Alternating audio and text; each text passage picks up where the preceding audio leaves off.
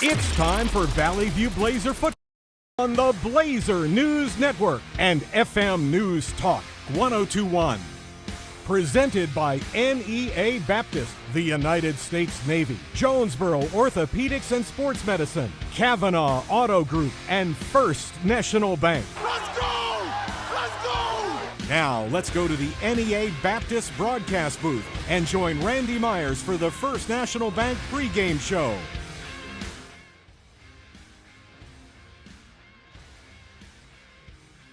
Where tonight the Valley View Blazers begin the quest for a fourth straight 5A East Conference crown against the team that currently has the best record in the league and the Paragould Rams. Hello, everybody. I'm Randy Myers, mic'd up in the NEA Baptist broadcast position for our First National Bank pregame coverage of Blazer football here on the EAB Sports Network. Tonight, it is 2-1 Valley View against 3-0 and unbeaten Paragould. Both of these teams had an open date last week, and both teams enter this conference opener coming off victories. Valley View had its most impressive performance of the season to date 2 weeks ago in a dominant 35-6 win over Class 6A foe West Memphis.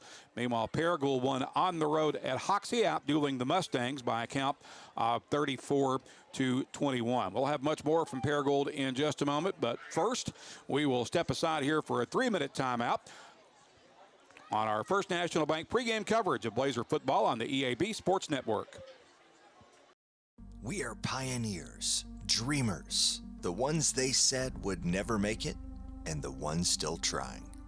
We're lifesavers, life changers, and those who bring life to your world.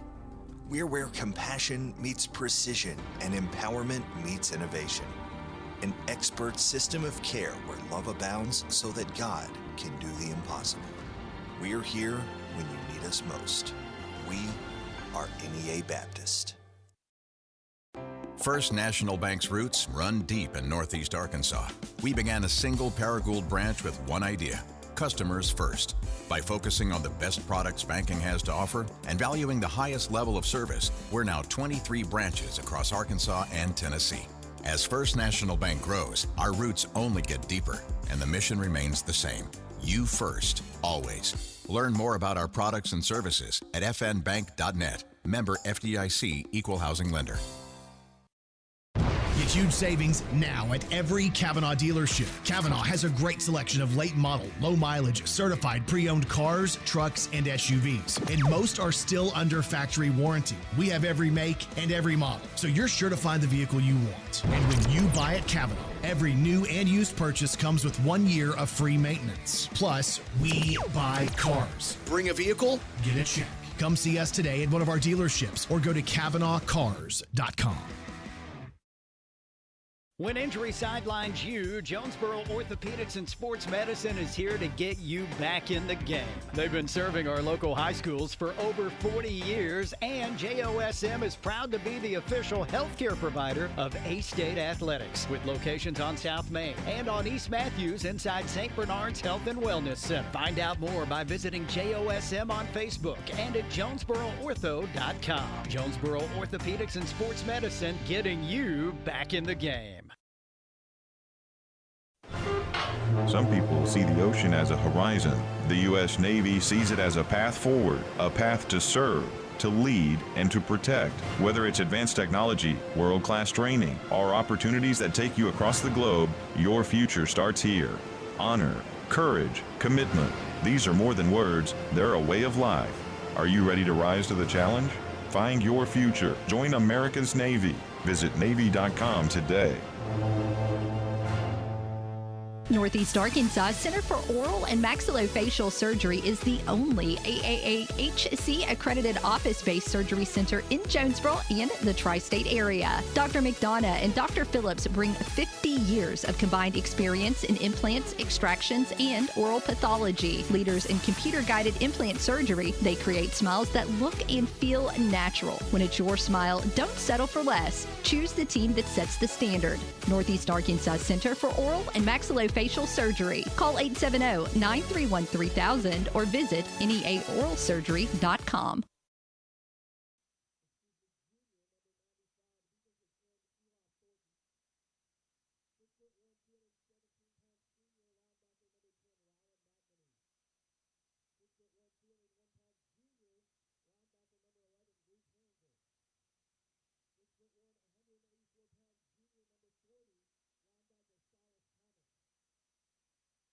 212-pound senior linebacker, number 40.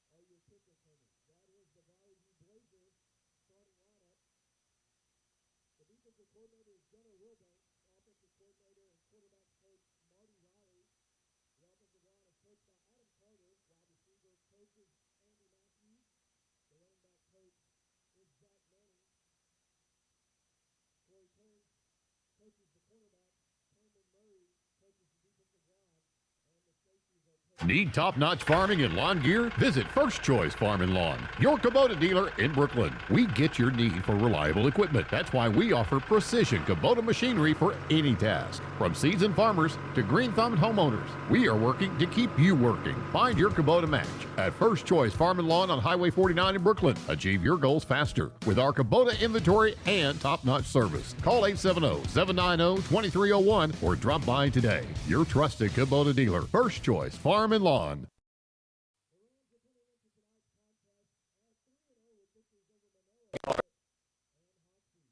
Three 3-0 for the second year in a row. On the mic. And Coach Phillips is doing a tremendous job with getting those guys ready for those early season games and preseason games.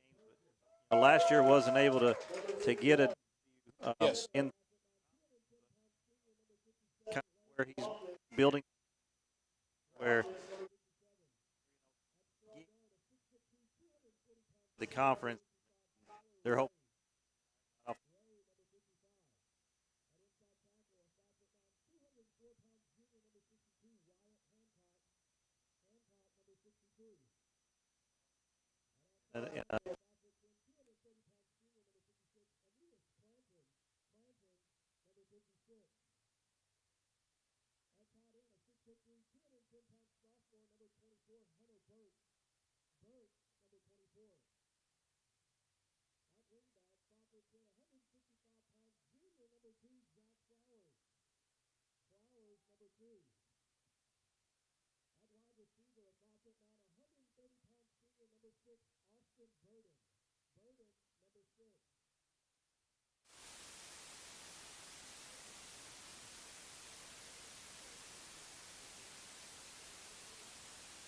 Design the golf cart of your dreams with SS Custom Carts in Jonesboro. Hey, y'all, it's Brandon Baxter for SS Custom Carts. And whether you want a golf cart for the greens or a family cart to cruise the neighborhood, SS Custom Carts has your dream cart covered. SS Custom Carts in Jonesboro is your one-stop shop for new golf carts, gently used golf carts, fully customized carts, parts, accessories, and service. Check out SS Custom Carts, 2321 East Matthews in Jonesboro at sscustomcarts.com.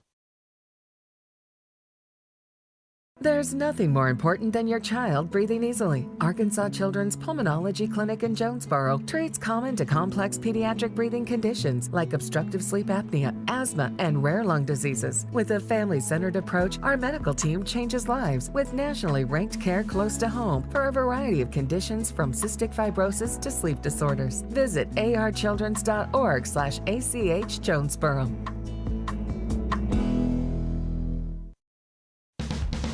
It's a mix and match special now at all Northeast Arkansas Domino's Pizza locations. Choose any two for $6.99 each for carryout or delivery. How about a medium 2-topping pizza, oven-baked sandwich, pasta in a tin, loaded tots, Domino's stuffed cheesy bread, bread twists, marble brownies, and so much more. Switch it up for lunch or dinner for the whole gang. The mix and match special with any two for only $6.99 each for carryout or delivery. Only at your Northeast Arkansas area Domino's Pizza locations. At Glen Sane, we've spent over 70 years trying to do things the right way, with honesty, heart, and hometown pride.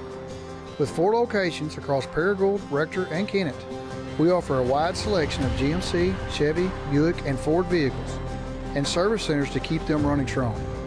We're a family-owned business, and we treat every customer like one of our own, because after 70 years, that's what matters most. Since our founding in 1945, Farmers and Merchants Bank has held strong to our commitment to innovation, community investment, and personalized service. Over the past 80 years, we have worked alongside Arkansas entrepreneurs to help our neighbors start, grow, and streamline their businesses with hometown lending experts in the latest in modern financial solutions. Farmers and Merchants Bank, in your corner in our community, helping your business succeed every step of the way. Member FDIC, Equal Housing Lender. Have you ever heard the saying, 2 wrongs don't make a right? Well, when it comes to your internet service, 1 wrong is already too many. Wrong price, wrong speeds, wrong company. Come on, you deserve better. With Empower Broadband, you get local, affordable, and fast internet that never lets you down. Visit us at empowerbroadband.com or call 870-336-0999 to right the wrongs by choosing your favorite local internet company. Empower, delivered by Craighead Electric.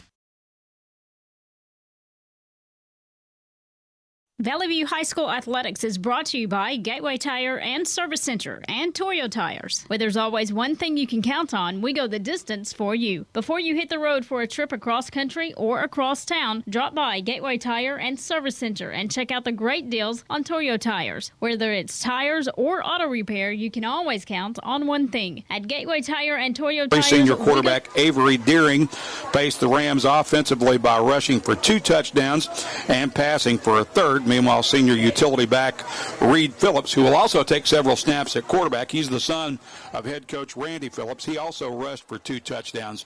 So this is a Paragould offense that last year we saw them pretty much they were going to run first. This year I think they're leaning a little heavier on the pass simply because of the skill set and the tools that they have for this particular team. Yeah, and it'd be interesting tonight to see if they still look at that. I still think they may want to keep it on the ground a little bit, kind of control the clock and control the ball in a game like this. 3-0 start's great, and they've played hard and showed a lot of improvement even from last year's 3-0 start as far as skilled people on the field and things like that. But this is a little different animal when you get into the 5A East, as everybody knows, and that's where Coach Phillips is trying to become a little more competitive. So, it'd be interesting to see the game plan coming into tonight's game. Yeah, well, you just touched on something that I think is pretty key, and that's Paragould's desire and ability, or lack thereof, whichever it may turn out to be, to control the clock. I think anybody that knows much about this game knows for Paragould to have a chance tonight, they're going to have to control the clock and try to keep Valley View's offense off the field as much as possible. However, that's going to be a little bit more challenging to do if they're throwing the ball more than they typically do. Yeah, because if you're not completing those passes, that clock is stopping. Yeah. And if you're not getting a lot of first downs, at least the clock's running when it's on the field, or when the ball's in play. Valley View has shown, even in a loss at Searcy, but through the first 3 games, to once again have a very explosive offense and a lot of weapons on that side of the ball, and a lot of speed. And that's something I think Paragould's going to have to contend with, and not let the big play happen, and not let they got to take care of the ball, not turn it over for one, but big plays, they got to limit those for Valley View. As we mentioned, Paragould for the second straight year off to a 3-0 start, and that presents kind of another interesting dynamic about this particular game. I'm pretty sure, and for the first time in the history of the series, which dates back to 2010, and as we mentioned, Valley View has never lost to Paragould before. I'm pretty sure that coming into this game tonight, first time in the history of the series that Paragould has actually had the better record. They're 3-0. Valley View checks in at 2-1 as we look at the bodies of work for both of these teams coming into the game at this point. As we mentioned, Paragould at 3-0. They opened the season with a win over Class 3A Manila. In week 2, they went to Kennett, Missouri, which I'm not sure. I think if Kennett were in Arkansas, they'd probably be a Class 4A team. I watched the video of that game. It looked like Kennett had about 35 to 40 kids dressed out. So based on that number, I'm assuming that Kennett would probably be a 4A school if they were in Arkansas. but they defeated Kennett by double digits and then defeated Hoxie 2 weeks ago in their last outing by a count of 34-21. Valley View, on the other hand, 2-1 on the year. They opened the season with a 35-18 win at home against Poplar Bluff, then had the rough start against Searcy and lost 37-27, defeated West Memphis 2 weeks ago 35-6. We're back with more in a moment from Rams Stadium as our First National Bank pregame coverage of Blazer football continues in 3 minutes on the EAB Sports Network. This is Keith Baird with Baird Auto Group. There's nothing that brings our communities together like high school sports. No matter what the scoreboard says, it's a winning feeling just to be a part of it. At Baird, we want you to have the feeling anytime you come into one of our dealerships. Good credit, bad credit, no no problem. Don't buy anywhere else until you shop at Baird location near you. Don't get a bad deal, get a Baird deal. Because why pay more? Saving service, great selection too. Baird does it all for you. Evolve Bank & Trust offers a variety of residential and consumer loans specializing in unique products and services while providing individualized customer service designed to fit your needs. Whether you're buying your first home, a new car, or building your dream home, Evolve Bank & Trust has the personal loan products you need to realize your dreams today. Call Evolve Bank & Trust at 870-933-2480. Stop in to see them at 111 East Huntington Suite A or visit them online at getevolve.com. Evolve Bank & Trust, making banking personal again. Evolve Bank & Trust, member FDIC, equal housing lender. Spring into savings from more air conditioning. If you've been waiting to replace your air conditioning system, get our best deal of the season. For a limited time, get a rebate for up to $1,500 and no payments for up to 6 months with approved financing. Plus, qualify for federal tax credits of up to $2,000. That's up to $3,500 in savings and no payments for 6 months. Visit us online at moreac.com. You deserve more. Don't settle for less. See Plaza Tire Service for the right tire at the right price right now. Plaza Tire Service is the area's biggest selection of in-stock tires at the lowest price. While others are searching for tires to order, we'll get you fixed up with a great set of tires and back on the road in no time with our 4 tires, 1 hour guarantee. Plus, we make the purchase easy on your budget with our Plaza Tire Service card or no credit needed financing options. For the right tire at the right price right now, the choice is easy. That's Plaza Tire Service.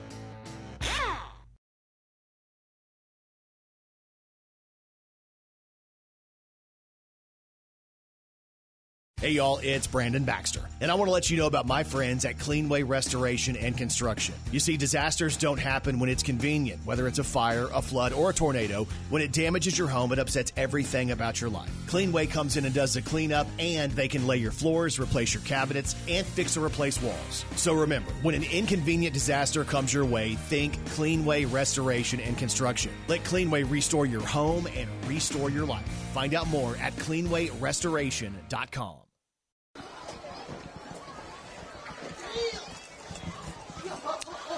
Randy Myers and Coach Brad Davis in the NEA Baptist broadcast position for our First National Bank pregame coverage of Blazer football. As we welcome you back to Rams Stadium here in Paragould, a little inside 11 minutes away from kickoff for Valley View and Paragould. Tonight the Blazers begin their quest for a 4th straight 5A East Conference crown, and they are going also after what I believe would be their 6th conference title in the past 8 seasons.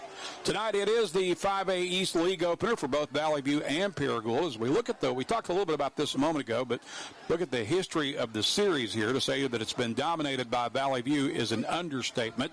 Tonight's game marks the 15th meeting of the series between the Blazers and the Rams, and Valley View has never lost to Paragould. They are 14-0 against Paragould. That includes a perfect 10-0 mark in 5A East Conference play over the years. Paragould was also undefeated when they came into last year's game at Valley View at Central Dealership Stadium, but at the end of the night, the Blazers sent them back to Greene County with a 49-0 whipping. One other interesting footnote concerning tonight's game, with Valley View at 2-1 and Paragould at 3-0. This marks the first time, as we mentioned earlier, that Paragould has ever entered the game in this series with the actual better record. We'll have more from Ram Stadium in Paragould after this 3-minute timeout on the EAB Sports Network. Hello, I'm estate planning and elder law attorney Chad Oldham. More and more often today, I hear clients tell me that the only thing golden about the golden years is that it takes all the gold to grow old. Don't be a victim of rising healthcare and nursing home costs. Be prepared, have a plan, Contact us today to find out how we help our clients protect and preserve assets for family and future generations. The Oldham Law Firm, 603 Southwest Drive in Jonesboro, or visit us on the web at oldhamlawfirm.com. Pac-Mail Supercenter is your Yes We Do That store. Pac-Mail, Tim, what's that all about? Pac-Mail can scan that, copy that, shred that, return that, design that, cut that, print that, pack that, ship that, crate that, freight that, notarize that. At Pac-Mail, we can do all that and more. Pac-Mail Supercenter, the Yes We Do That store. 361 Southwest Drive at Jonesboro. Don't trust just anybody to do all that. Trust Pac-Mail. Demo's Smokehouse Barbecue is still winning awards and still going strong. Over 20 years of local ownership. The reason? Their process for producing the best barbecue in the area, cooked low and slow. The same process is ensured it's done right and still making my mouth water. Take-home packs, sandwiches, ribs, desserts, beans. Oh, beans! And the big chops on the weekend. Everything cooked to perfection, even the desserts. Demo's Barbecue, 2 locations across from Jonesboro High and at Hilltop. Smoking it right for over 20 years. Whether you're replacing an old appliance or remodeling your whole kitchen, the appliances you need are right around the corner with GE Appliances at Tucker's Appliance Superstore in Jonesboro. Shop timeless designs and time-saving features on the appliances that are built to last in the busiest homes. Visit Tucker's Appliance today and upgrade your home your way with GE Appliances and your local experts. Shop Tucker's Appliance today and save. Tucker's Appliance. Looking for a checking account with no hassles and no hidden fees? First Community Bank has you covered with our free checking account. Open yours today with just $50 and enjoy no monthly service charge, no minimum balance requirement, and access to free bill pay and First Link internet banking. Plus, get a free ATM card and a MasterCard debit card, subject to approval. First Community Bank, where community comes first. Member FDIC. Your vehicle is a personal and important investment. At Central Collision Center, we're more than collision repair. We do everything from minor paint touch-ups and windshield replacements to framework. We're committed to customer satisfaction and provide the highest quality of service. At Central Collision Center, we provide honest and expert auto care and offer a written lifetime warranty and on-site rental car arrangements. Stop by or give us a call today to schedule your free estimate. Central Collision Center. Professional, convenient, reliable. Behind Central Chevrolet on Stadium and online at centralcollisionctr.com. Randy Myers and Coach Brad Davis in the NEA Baptist broadcast position. Welcome back to Rams Stadium here in Paragould. Now a little over 6 minutes away from kickoff here in the 5A East Conference opener for Valley View and Paragould.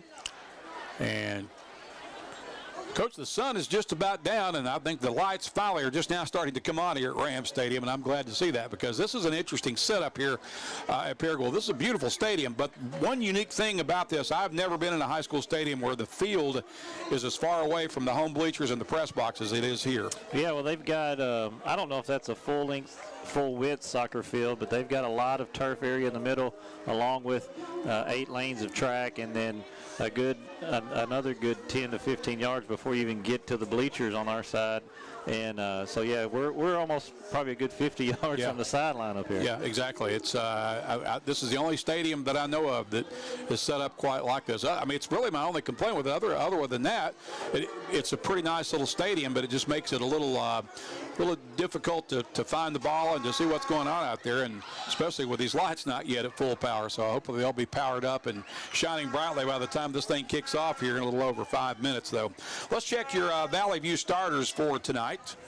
On the offense, it'll be quarterback Taylor Heineman, the 6'1", 181-pound junior, taking the snaps for the Blazers. His running back will be 5'11", 200-pound junior Carter Wallace. The receiving corps includes Parker King, 6', 175-pound senior, who's missed the last game and a half for Valley View with a shoulder injury that he suffered against in the first half against Searcy. So he has not played since the first half of the Searcy game, but Parker is back tonight and in the starting lineups for the Blazers in the receiving corps. Kamarion Davis will also operate at one receiver spot. He's a 6'3", 186-pound senior. Kamarion caught 2 balls for touchdowns 2 weeks ago in the last game against West Memphis. Levi Manning leads the team in yards per catch. He's averaging 32 yards per catch. Levi wears number 7. He's a 6'2", 177-pound junior receiver. And the 4th receiver is sophomore Barrett Mallett, wears number 15, checks in at 5'11", 166. Up from the trenches, the tackles are Tyler Carver. He's a 6'4", 216-pound junior. And Jackson Jones, a 6'2", 242-pound sophomore. The center is the veteran of the group, Judd Miles. He's a 6 foot, 213-pound senior. He'll be joined by this week's First Community Bank Hootens.com Scholar Athlete of the Week for Arkansas football. That's senior Houston Walker, 6'1", 237-pounder, who operates at one of the guard spots for Valley View, and he'll be joined at the other guard spot by Bryson Branscombe. He is a 5'11", 207-pound senior. The officiating crew for tonight, the referee is Tanner McGuire. The umpire is John Watson. The head linesman is James Bray. The line judge is Jeff Everetts. Field judge is Steve Porter. The side judge is Matthew Pearing. So the pregame toss has been completed. Were you able to see how that went, Brad? Yeah, the Blazers sent Ian Spears, Jake Veach, and Troy Dell out. Paragould sent Reed Phillips and Newlis Clanton as their captains, and the Blazers won the toss and elected to receive. So they're probably looking, hey, we want to get off to a quick start here, look for some quick action here to get on the board early for the Blazers. All right, looks like we've got time for one more timeout. We'll take a 2-minute break here, a 2-minute timeout, and should be back close to kickoff after this on the EAB Sports Network. Put your daily office routines in the hands of people you can trust. Forrest Office Machines, your authorized Sharp document systems dealer in Jonesboro. This is Barry Forrest. My family's been taking care of equipment needs of businesses just like yours since 1965. I would love to work for you today. Put your daily office routines in the hands of people you can trust. Forrest Office Machines, your authorized Sharp document system dealer at 1005 G Street in Jonesboro, 932-7852. Call Forrest Office Machines today. More reasons to go to Wings to Go. TVs everywhere and variety of wings. From mild to, well, really hot. Just about any flavor you can imagine. Burgers, catfish, shrimp, tenders, salads, great food and atmosphere. Not to mention the sides and desserts and other stuff. 2 locations on Alexander and on Parkwood off Red Wolf. For 25 years, Wings to Go is the original and best place for wings in Jonesboro. Well, we think it is anyway. Wings to Go. Sports and wings. Life is good. WingsToGo.HungerRush.com for online ordering, DoorDash available, and Wacky Wednesday with 75-cent boneless wings.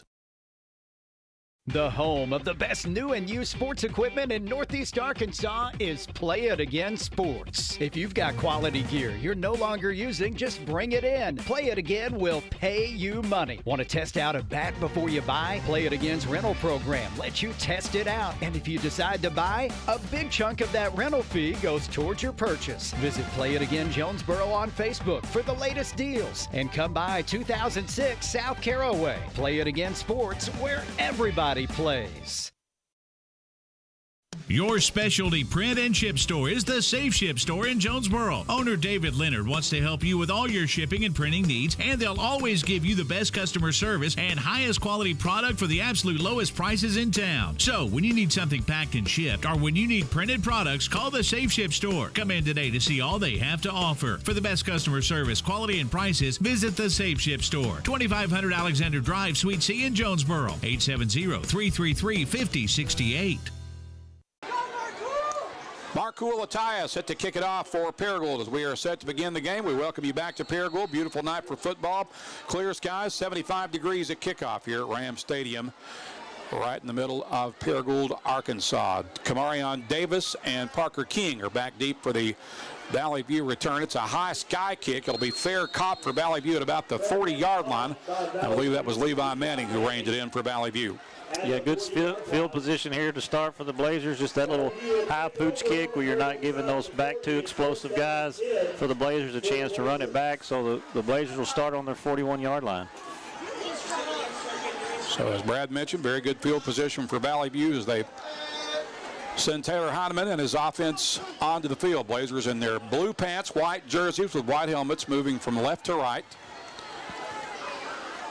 Line of scrimmage will be the 40. They'll snap it off the right hash.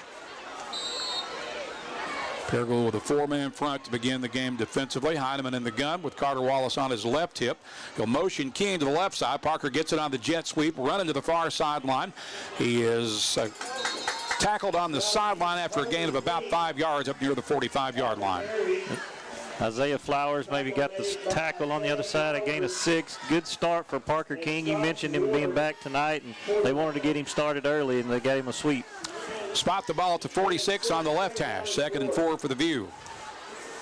Davis will motion near side. He's going to get it on the jet sweep to this side. He's got a big hole to jump through. He is at the 30. Kamarion Davis at the 15, the 10, the 5, and he is into the end zone. And 2 snaps of the ball, and the Blazers are on the board.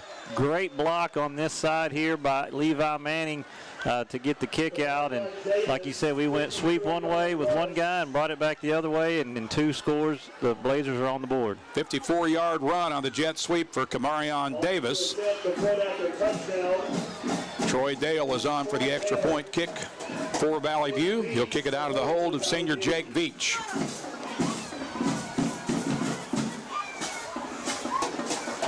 Kick is up, and it is good.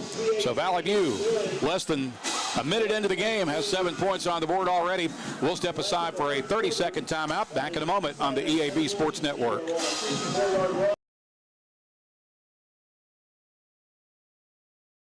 Precision Lawn Management brings expert care to every yard they service. Every blade of grass is cut just right. Every edge is trimmed with sharp accuracy. Every landscape is designed with an expert touch because precision matters. Like a surgeon's steady hands in the operating room, an artist's perfect brushstroke, or a pilot making a flawless landing. True professionals don't settle for good enough. When it comes to your lawn, neither should you. Call Precision Lawn Management today at 870-275-5769. Precision Lawn Management, because a great lawn is no accident.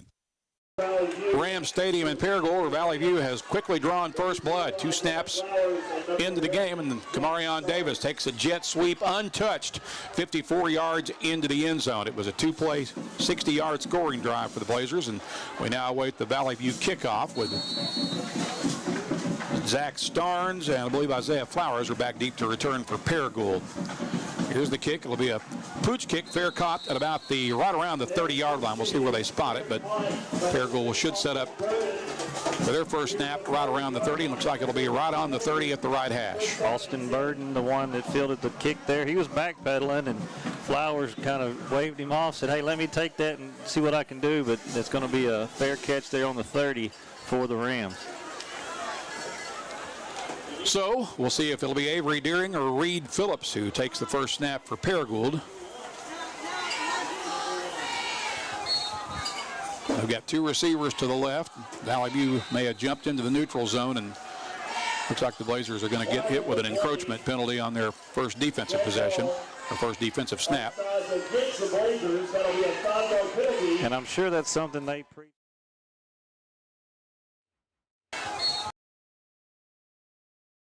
snap.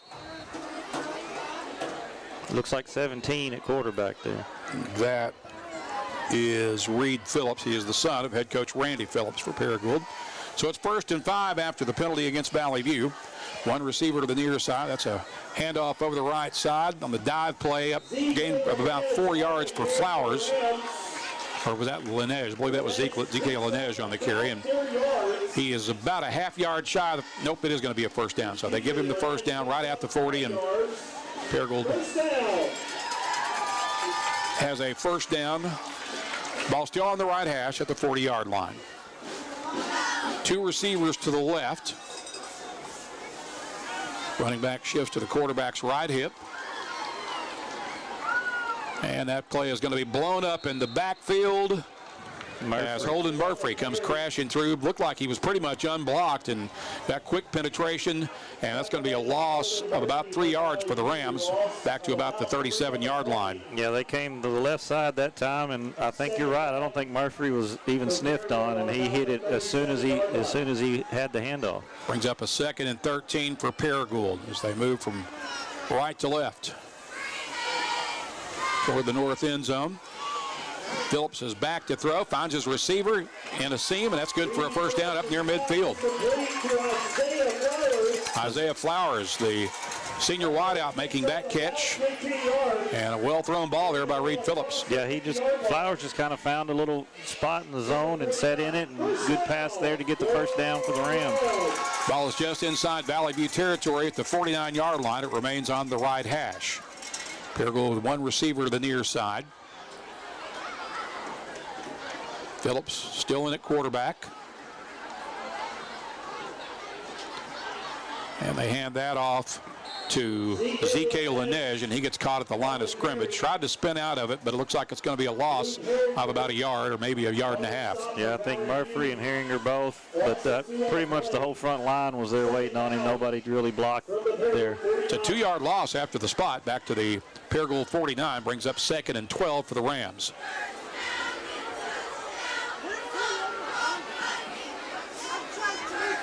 One receiver will motion out, becomes the second receiver to the left. And that is a handoff on a sweep to the near side. Running back is able to get it back into Valley View territory on the carry by Zach Flowers, and he's going to be stopped at about the 47 of the Blazers.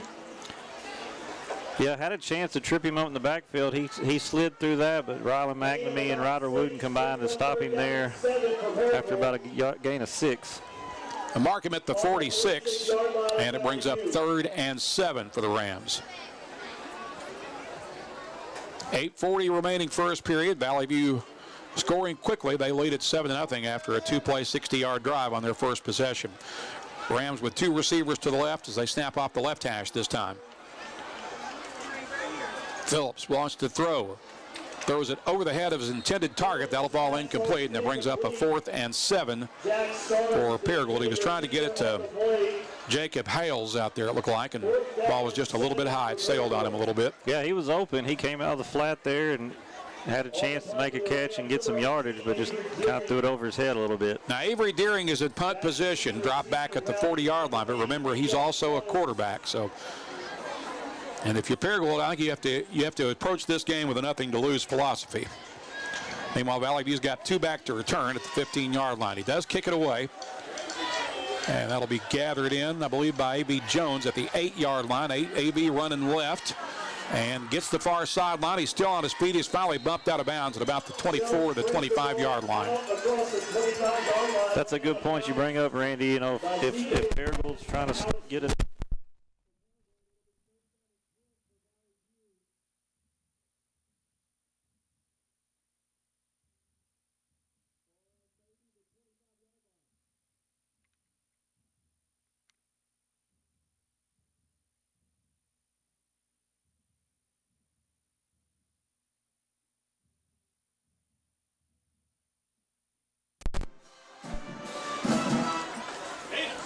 Ball will be on the left hash. They've got 1 receiver split to the near side.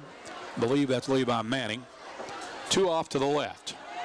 Heineman will hand that off to Carter Wallace. Wallace running right, got some room over the near side. He's into the secondary and finally run out of bounds up near midfield at about the 46-yard line. Nice carry by the junior running back.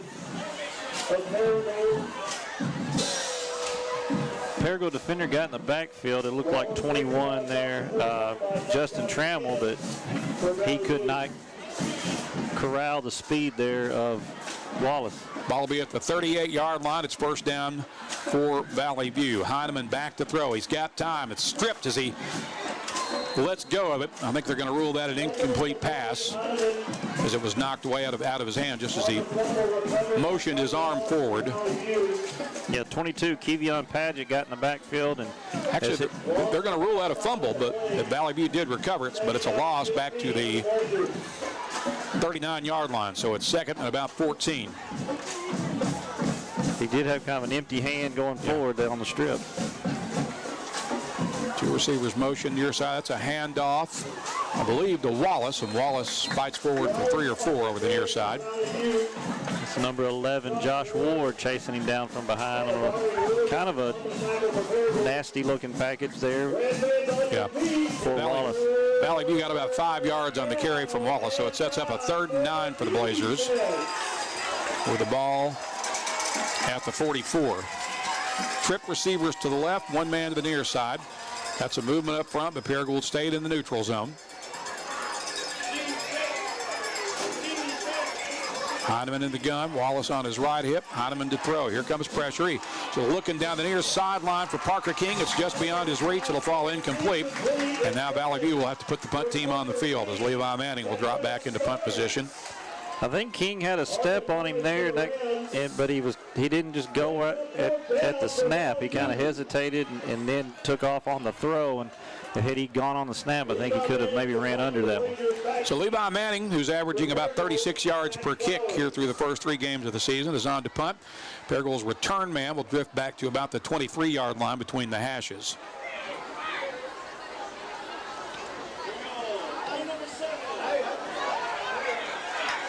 It's a short kick. It will go out of bounds at about the 41-yard line. So not a typical Levi Manning punt there, Coach. Now the worst one he's probably had this season. Kind of caught the far end of the football and put a lot of backspin on it and just kind of popped it straight up. So Paragould will have good field position. They'll get it back at the 41-yard line. 6:37 to play in the opening frame. Valley View's up 7-0. The Blazers struck quickly on their first possession, covered 60 yards in 2 plays, capped off by Kamarion Davis's 54-yard jet sweep run. Here come the Rams back to the line of scrimmage with 2 receivers in single file to the near side, snapping off the left hash.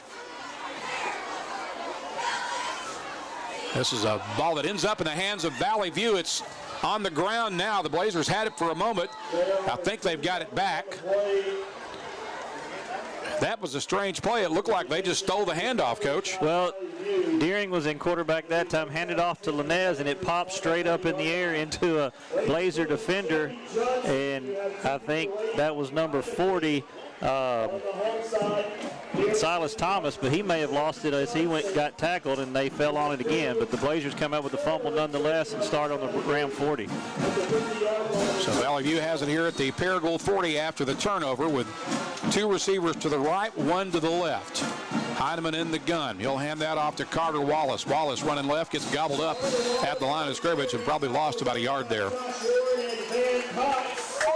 Josh Ward in the backfield there, along with Van Cox, and Paragould brought the house on that did. play. They brought everybody in on that running play, and they may be stacking it up, making Valley View make some passes here early, is to not give up yardage to Wallace. 3 receivers to the left, 1 to the right. Heineman slings out left side for Kamarion Davis on the sideline. Davis dances past 1 defender, dives forward close to the marker. I think he may be a little bit shy of the first down, but good second effort there by Kamarion after the catch. Yeah, just a screen pass out to him, and Paragould had about 3 defenders there that could have made a play, and he kind of danced around all of them. It's 3rd and 1 from the 31 with the ball on the left hash.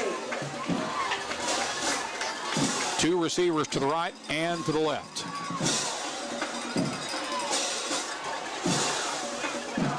That handoff is to Carter Wallace. He powers straight ahead over the middle for about 5 or 6. He's down to about the 24-yard line, it appears. Yeah, just Wallace up the middle, and he just made a good about 5 or 6 yard tough run, dragging a couple with him. It'll move the chains for the View. It's a fresh set of downs.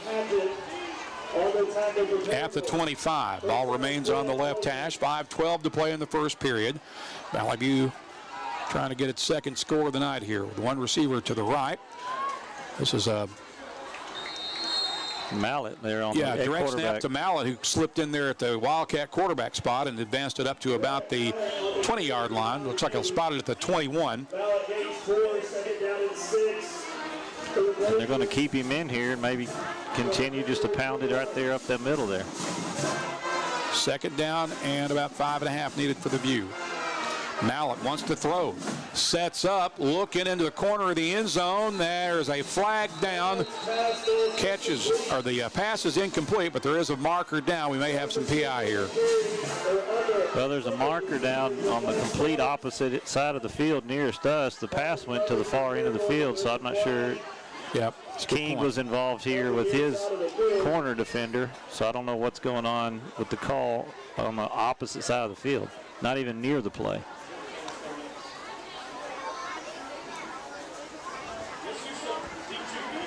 That'd have been King and Flowers over here on this side of the field. Still waiting on the indication as to what the flag was about. unsportsmanlike on the Blazers. So the penalty will be stepped off against Valley View, and that'll take them out of the red zone. Moves the ball all the way back to the 36-yard line, and now it's 3rd and probably about 22 or 23 here for the Blazers. They need to get down to the 15-yard line. That's a big penalty too, because you go from a 4th and 1 to a 3rd and a whole lot. 21 it looks like.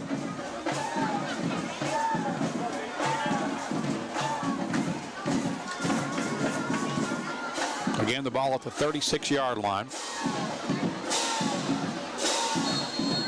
4:34 to play in the opening frame. Valley View will send 3 receivers to the right, 1 off to the left.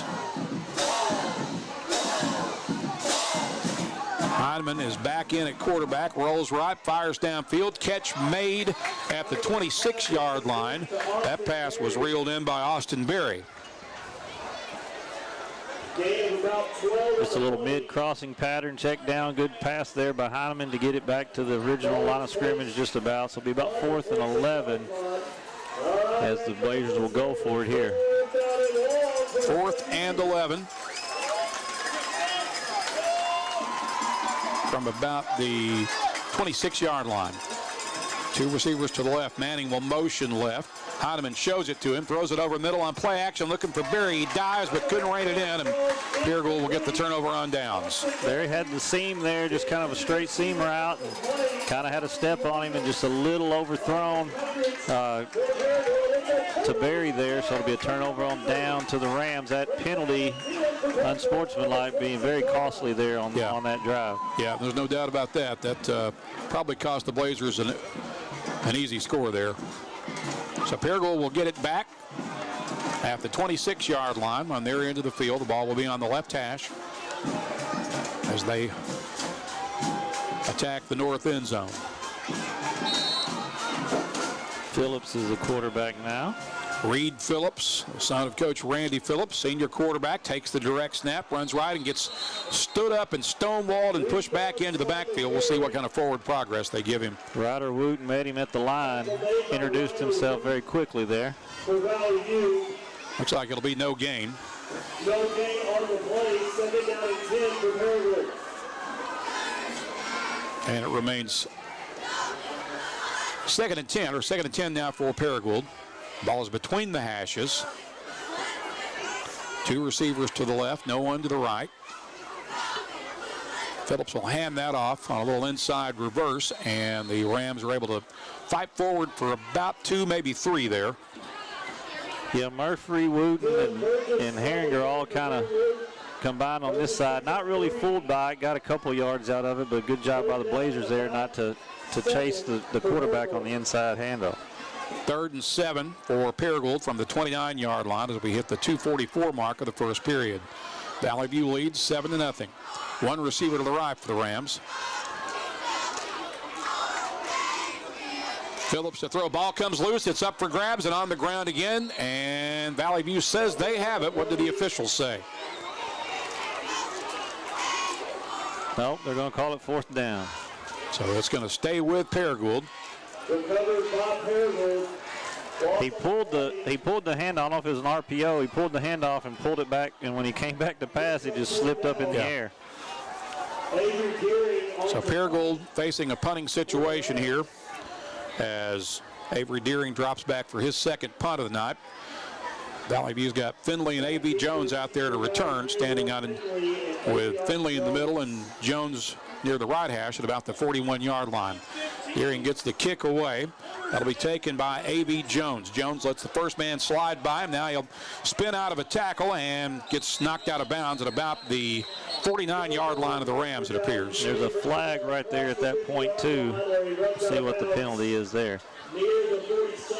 The snap bounced on the ground. Good job by Deering there to scoop it up and get the kickoff, because Thornton was bearing down on him pretty hard. 1:53 to play in the first period. Penalties against Valley View for a block in the back.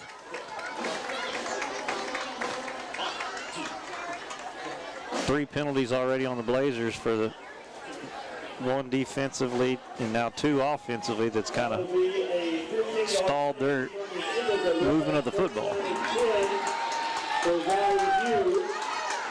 On the right 42-yard line. So here come the Blazers. Running play to Carter Wallace, who runs out of a tackle in the backfield. Now finds some partial yards, then takes a hard hit at about the 46-yard line. 0 Isaiah Flowers on that side, crossing the field to make the tackle. And that's why Paragould's done a good job of kind of open field tackles early on in this game. After the first two plays where they got burned, they've done a good job and settled in defensively. Second and about 6 for Valley View from the 46.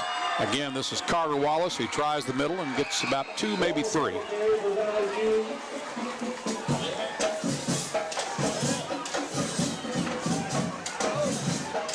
It's almost to midfield to the 49. Just kind of a steady diet of Wallace now, trying to wear down that line of Paragould, but they're doing a good job of not letting him get explosive plays. On the left hash at the 49-yard line, 3rd and 3 for the View. 2 receivers to the right, 1 to the left. And Heinemann's going to keep this. He's got the first down. He runs out of a tackle, still on his feet on the sideline. Finally caught inside Paragould territory at the 35-yard line. A nice run there by Heinemann on the keeper. Yeah, good read there. Went over the left side. Kind of eluded the defender and kind of escaped the tackler there. Good move in the secondary, and then got a few extra yardage out of it. So first down at the 35 of Paragould.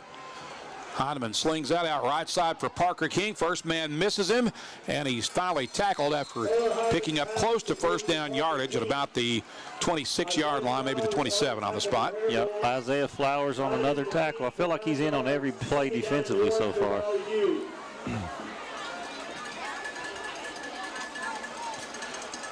This is Kamarion Davis on another jet sweep to the near side. This time he gets caught in the backfield and tripped up. That was probably going to be about a 1 or 2 yard loss after the spot. Yeah, Zach Flowers gets through untouched and is able to trip up Davis on the sweep there. And that'll be the end of the first quarter. So that ends the first period. Valley View leads at 7-0 as we get set to move into the second frame. We'll pause here for a 30-second timeout. Back with second quarter action in a moment on the EAB Sports Network.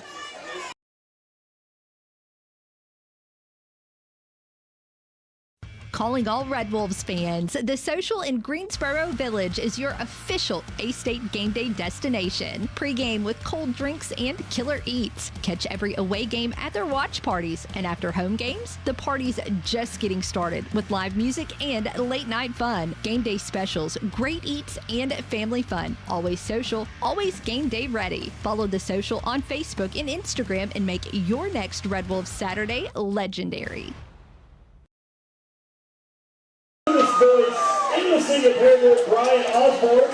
One quarter down, 3 to play as we welcome you back to Ram Stadium here in Paragould. Randy Myers and Brad Davis under the headsets. We're in the NEA Baptist broadcast position. Pretty quick moving first quarter there, Coach. Valley View leads at 7-0 as we start the second frame. Yeah, you know, a lot of stuff on the ground there, so the clock kept moving. But defensively, Paragould doing kind of what they need to stay in the game. The Blazers kind of shot themselves in the foot 2 or 3 times with some bad penalties. I'm sure they're going to want to get that corrected. 3rd and 3 from the Paragould 31-yard line. 3 receivers to the right, 1 to the left. Looks like Paragould comes into the neutral zone or into the past the neutral zone, and they're going to be guilty of encroachment, so that should give Valley View the first down off the penalty yardage. And the 2 linemen that did it give about 2 or 3 up downs right there in the middle of the game as their own punishment. So that will move the ball forward to the 24. Now it's a first down from there for the View. You got Manning split to the near side, 2 receivers to the right. Heinemann in the gun, late pitch out to Carter Wallace. Wallace trying to get to the corner, puts his head down and batters his way forward. He's inside the 15, down to about the 14, maybe the 13 or the 12, it would appear. Yeah, he leaped one defender coming in to make a low tackle and then hit Kevion Padgett head on and then was knocked out of bounds just short of the first down marker. Good run there by Wallace. Second and about 2.5 for Valley View. Ball appears to be about the 17-yard line. Just shy of the 18 as they hand it back off to Wallace. This time Wallace gets caught after a gain of maybe a yard. For the Blazers, tackle made by Pageant and Jarrett Ray. Pageant, Jarrett Ray there, combining on the tackle. Not a lot of room for Wallace to run there. Paragould's done a good job up front, kind of plugging lanes and not allowing Wallace to get loose too badly. Third and a little less than 2 from the 16. Just underway here in the second quarter. Heineman with it, rolling right, runs out of a tackle, still on his feet, and he's into the end zone for the score. Taylor Heineman takes it in from 16 yards out. QB keeper the whole way. Good job on the outside by Wallace, still in the block there, and then Heineman making a couple guys miss, dancing into the end zone. Really impressed with the way that the progress that Taylor Heineman has made this year. He's really starting to master this offense. Well, if you watch him run, too, he doesn't look like a guy that's coming off an ACL tear. Here's Troy Dale on for the extra point kick, which is up, and it is good. Valley View has a 2-touchdown lead now with 10:44 to play in the half. We'll pause for 30 seconds. Back with more from Ram Stadium in a moment on the EAB Sports Network. At Ozark Valley Contracting, quality starts from the ground up. Whether it's roofing, siding, interiors, decks, or major makeovers, they're detail obsessed and driven to do it right the first time. Need financing? They've got in-house options for inside and outside projects. Got storm damage? They'll work hand in hand with your insurance to get the best results possible. Hard work, high standards. Ozark Valley Contracting. Call 870-586-4625 and build something better. Ozark Valley Contracting. Quality starts from the ground up.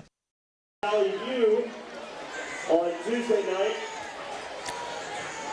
Valley View has picked up its second touchdown of the evening. They lead Paragould 14-0 here early in the second half after the Blazers covered 58 yards in 5 plays unofficially. Taylor Heineman kept it up, capped that drive off with a 17-yard keeper over the right side, and Troy Dale perfect with the extra point. Valley View has a 14-0 lead as we now await Troy Dale's kickoff. The deep men for Paragould. They've shifted Flowers over there on the 30 to kind of let him have an opportunity at it here. Also got Jack Starnes back there as well. This will be a pooch kick, angled and taken, I believe, by Flowers. Flowers is unable to run out of the tackle of Silas Thomas. Yep, Silas Thomas with a great open field tackle right there for the Blazer Special Teams Bomb Squad.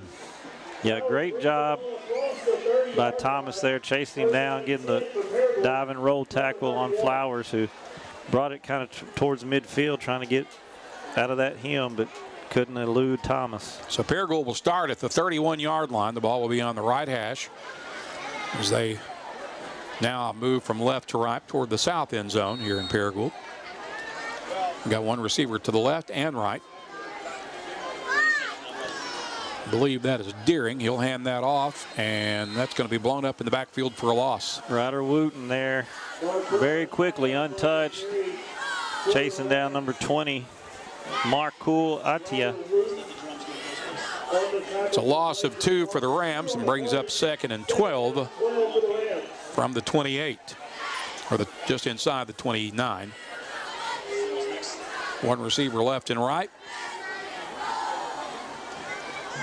Quarterback drops straight back, throws out across the middle, finds a receiver in the seam. He's close to first down yardage, but gets stopped about 3 yards shy of the line to gain. Sonny Williams among those in on the tackle, or excuse me, Kobe Webster among those in on the tackle for the View. Zach Flowers with the catch there. Once again, they did it earlier, kind of just sat in that zone, found a spot, and Deering hit him with the pocket. Deering, a taller QB back there, can kind of maybe see it down the field a little bit. 3rd and 2 for Paragould.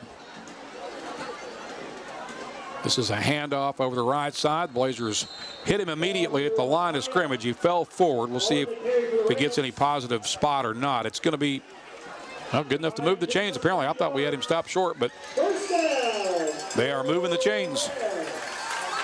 Ati again on the carry over the right side, and I think got tripped up, but maybe rolled a little bit to gain the line to gain. So the line of scrimmage for Paragould will be the 41 between the hashes. 9:09 to play in the half. Valley View leads 14-0. Rams will Flank 2 receivers out far to the right. No one off to the left side. And the quarterback under duress runs out of the pocket and falls forward for about a 2 or 3 yard gain up near the 45-yard line. Yeah, Herringer got on the carry. Yeah, Herringer got back there quick. I'm not sure that was a design run, but he had no choice but to go, and Silas Thomas met him on the other side of the line of scrimmage. So the ball will be spotted at the 45 on 2nd and 6 for Paragould. One receiver to the left and right. Deering, I believe, is still in at quarterback. That's a handoff running right, and a short gain of about 2 yards on second effort running. Should move it forward to about the 47-yard line. Yeah, Ati again, Wooten and McNamee combined there on the stop as he got a couple, but Rams keeping it on the ground, trying to move that clock. So it sets up a 3rd and about 3.5 for Paragould. At their own 47. Ball is between the hashes. Send 2 receivers wide right.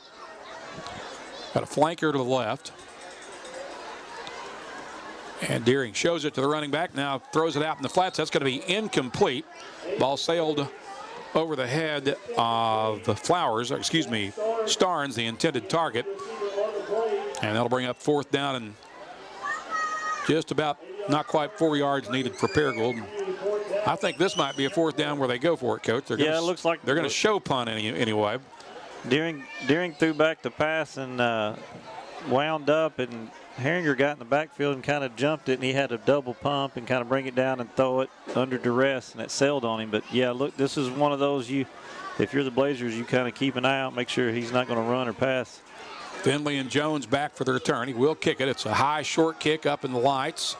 There will be no return. It'll take a Valley View bounce, and they'll finally push it out of bounds right about the 39-yard line. So Valley View should be starting from there with pretty good field position.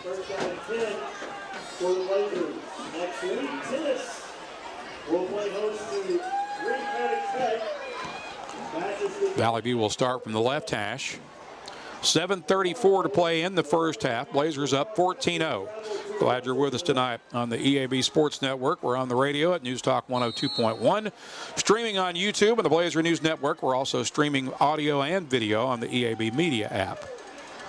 2 receivers to each side for Valley View. Heineman slings that out near side for Kamarion Davis. Davis slips the tackle and fights hard for first down yardage up near midfield. Yeah, he eluded 2 guys and then kind of drug 2 with him out of bounds. Never went down, just on a quick swing screen there. And good job by Davis. And his knee was really close to touching there, but he managed to keep it off the ground and then fight for that extra yardage. It's going to be just shy of the first down. They'll spot him down at the 49, so it's 2nd and 1 for the View. Mallett will motion right. He'll get it on the jet sweep running right. Slips a tackle and falls forward. I think he got enough to move the chains. We'll see where they spot the ball. Yeah, Zach Flowers tripped him up.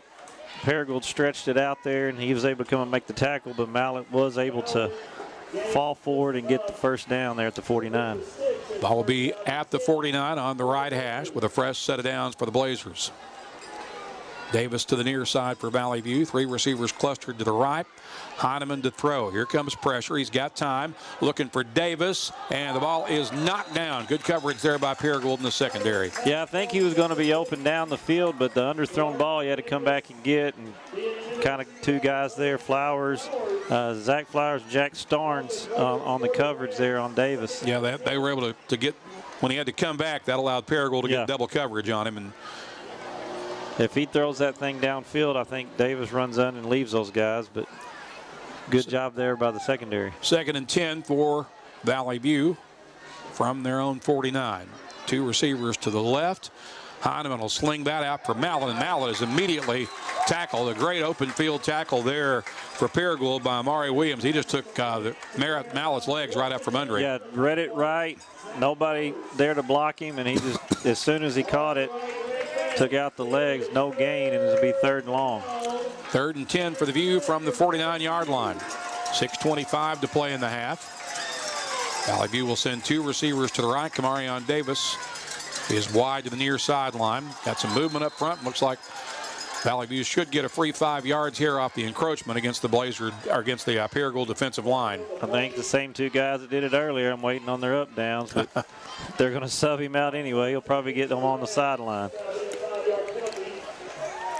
So that'll make it a little bit more manageable 3rd and 5 for Valley View from the Paragould 46. Again, 2 receivers to the right. Kamarion Davis is to the left. Got an H-back to the right. And that's a pass over the middle on play action that is going to be incomplete. Levi Manning was the intended target. Now Valley View faces 4th and 5 from the Paragould 46 with 6:02 to play in the half. Yeah, Manning coming out of a kind of a slot tight end look and just right down the seam was open and just overthrown a little bit. Looks like Marty Raleigh is going to leave his offense on the field here on 4th down. 3 receivers to the right. Kamarion Davis lines up to the near sideline. Going lonesome left. Heineman looks to the sideline. Carter Wallace is the running back on his right hip. Got some time. Now he's flushed. Rolling right on bootleg action. He'll tuck and run. And I think he got close to the first down. He might be a little bit shy, Coach. It's going to be really close. Yeah, good hit there by number 28, Burgess, but they're going to spot it. Looks like they're going to maybe bring in a measurement. It looks like the spot, well, there's a penalty flag down there too. I just noticed that right at the spot of the tackle. I don't know if they're going to call it targeting or not. It was kind of a high hit. I don't think there was any malicious intent, but that might be the reason for the flag. Yeah, I thought he kind of led with the shoulder a little bit. Just kind of a good football play. It was a little bit, I wouldn't say really a clothesline tackle, but kind of close to a clothesline, if that makes sense. Yeah, it looked like a passing play. Got flushed out and just took it. Had the first down, big hit there. There's going to be a personal foul against targeting. They're calling targeting. Yep, so that's a tough break for Paragould, but a big break for Valley View. It'll keep the drive alive with a first down off the 15-yard step off, which is underway. It's going to be spotted at the 27-yard line. Heineman still in the game. He got right up, wasn't shaken up. So a first down for Valley View, ball on the right hash at the 27-yard line. 5:50 to play in the half. Blazers trying to get their 3rd score of the night. This is a handoff over the left side to Carter Wallace. Wallace proving tough to tackle and carrying people with him inside the 25 down to about the 24. Yeah, he got hit right at the line of scrimmage by 1, and then 2 and 3 came in as well, and he was able to get about 4 out of it. Just keep turning those legs. He's a big, strong kid and can move a body or two. It'll be 2nd and 6 from the 24. Mallet in at quarterback now. One receiver to the right. Mallet takes the snap. He's going to run right with it. Angles toward the sideline. Appears to have the first down. Still on his feet. There's a flag down. They're going to call it a touchdown, but the marker on the field may be bringing this one back. We'll see. Yeah, there's 2 there on the sideline. I don't know if one came in later than the other one. Looks like probably a hold on Valley View on that side, but I don't know if there was any extracurricular after that play either. Yeah, I'm definitely in agreement with you on the hold. Beyond that, I'm really not sure. But Valley View's already on the back pedal, and there's the holding signal. Yeah, just the hold. 2 flags came in on the play, so it'll be. So that's going to move it back to the 24-yard line, and it'll be 2nd and about 6.5 from there for Valley View. I was on the opposite side. I couldn't really see what occurred, but 2 flags came in, so 2 officials saw it, so it must have been pretty obvious. Ball remains on the right hash. I believe that's Mallet still in at quarterback. He will look for some room over the middle and finds a little bit of room through the running lanes, but not much. Paragould defended that play pretty well. Yeah, they're doing a good job up front, kind of shedding blocks and keeping gaps and not letting the Blazers kind of run through holes. You know, they've had to earn, even Wallace's yards, he's had to earn kind of dragging kids through. Ball is at the 24-yard line. It's 3rd and 6 for the View. Mallet still in to take the snaps. Sets up And now he's flushed under duress. Now he's going to tuck and run. He hits the 15, the 10, and goes down. I think he's got the first down. He should have it. He does, and he had Kamarion Davis wide open on a flag route, but the Paragould defense got through. He wasn't able to throw it. He did a good job of tucking it, keeping it, and earning the first down over the left side there. Great job by Mallett. Yeah, just able to keep the play alive with his legs. So it'll be a first down for Valley View at the 12-yard line. The ball is on the left hash. There's 4:11 remaining in the half. Valley View leads it 14-0. Two receivers to the right. Kamarion Davis goes lonesome left.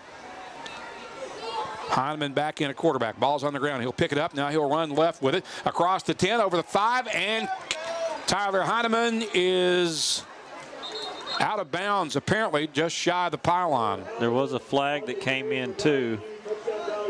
I don't know if that'll be a hold there about the 5-yard line. I didn't notice any Blazers there.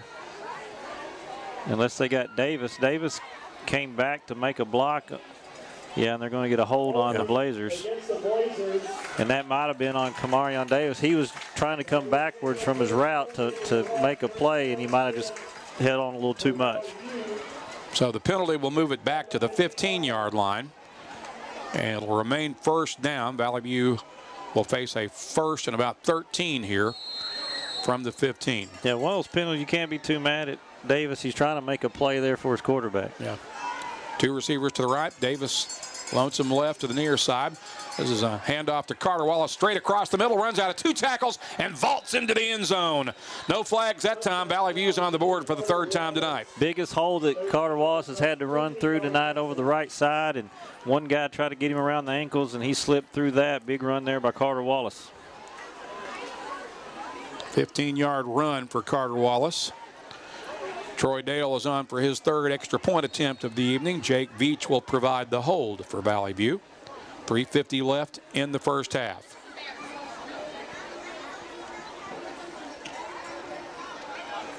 Troy Dale is perfect once again. I don't believe he's missed a kick yet. So with 3:50 to play in the half, Valley View increases the lead to 3 touchdowns. It's 21-0. We'll be back in 30 seconds on the EAB Sports Network. Football season means traveling to all the biggest games. Travel in style while saving big with a new ride from Nebo Auto Center. For over 2 decades, Nebo has been Northeast Arkansas's new car alternative. If you're in the market for a late model, low mileage car, truck, or SUV, there's no better time than right now to stop by and see the selection at Nebo. With a well-stocked lot of vehicles that fit almost any budget. So score big with Nebo Auto Center, 3910 Stadium Boulevard. We go Nebo.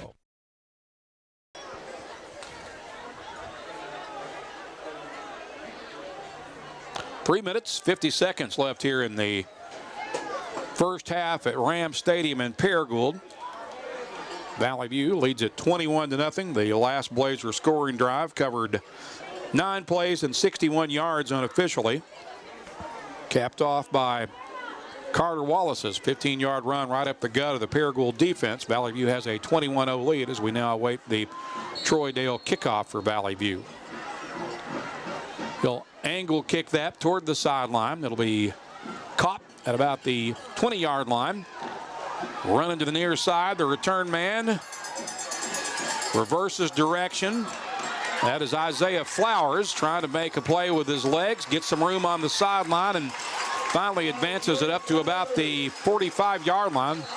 Did a lot of running there and ended up being a pretty nice return for Isaiah Flowers. It looked like the Blazers had him stopped a couple of times back deep, but he was able to make a play for the Rams. Yeah, reverse field 2 or 3 times. We got a penalty marker back at the 30 and then one right after the tackle up around the 40. So this one may be coming back. Usually when you have a guy reverse directions that many times, there's usually a holder or a crackback involved. Yeah, there's a hold there on Paragould. That may be kind of what we just talked about with Kamarion. He reverse field 2 or 3 times, did Flowers, so his guys got to adjust, and he's trying to make a block and a play and probably just grabbed on a little too much, so they'll spot it at the 30. Penalty will move it back to the 30-yard line. He ran all that way and ended up where he caught it at. Yeah, exactly. So it's first down for Paragould from the 30. They'll snap it off the left hash. They've got one receiver split way out wide to the right. I believe this is Phillips back in at quarterback, and he'll take the direct snap and advance it over the left side for about 3, maybe 4 yards. Yeah, Luke Herringer there on the one-on-one tackle over the left side. He had kind of blockers on the right and went the opposite way, did Phillips. Gain of 3 brings up 2nd and 7 for Paragould. 3:13 to play in the half. Valley View leads 21-0. 3 timeouts on both sides, but you got to think Coach Cocker will start maybe using them here in a minute to get the ball back. Phillips slings that out over the middle, got a flag down, and that may be a pass interference against Valley View. You had the Avion Jones, Will Finley, and Rylan Ramsey all defending there for Valley View. One of them might have got there a little bit early. Rylan broke on it, but I think just a little too much contact coming over the backside of him. I don't think he was going to make the catch either way. I don't think the throw got to him, but when he tried to make the play, he just kind of went through the body a little too much.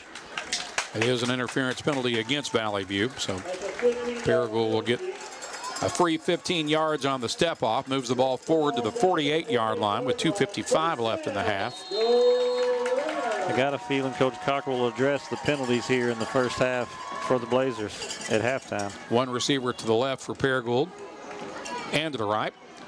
This is a running play that the Blazers blow up the line of scrimmage. Will Finley among those getting there first in the white jerseys.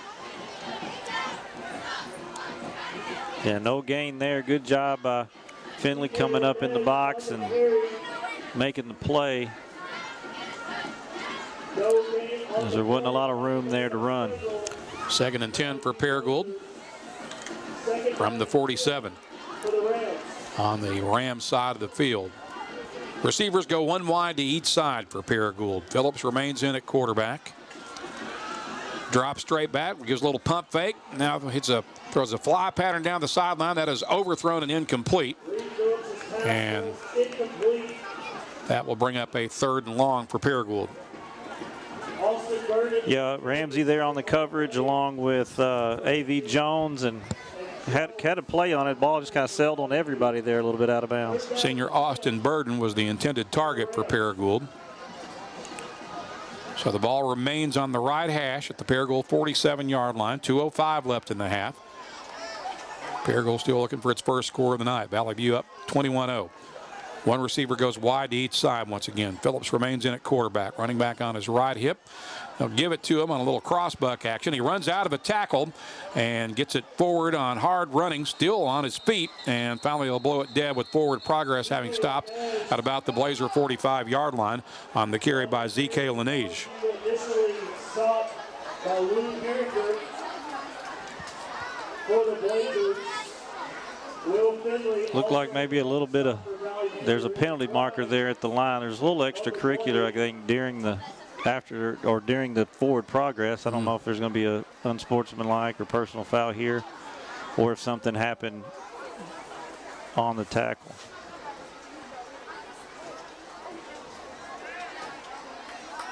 But they're going to mark it. Looks like it's against Valley View. Another personal foul. So that will allow Paragould to move the ball much deeper into Valley View territory at the 30-yard line after the step off, and they've got a first down from there with $1:47 left to work with.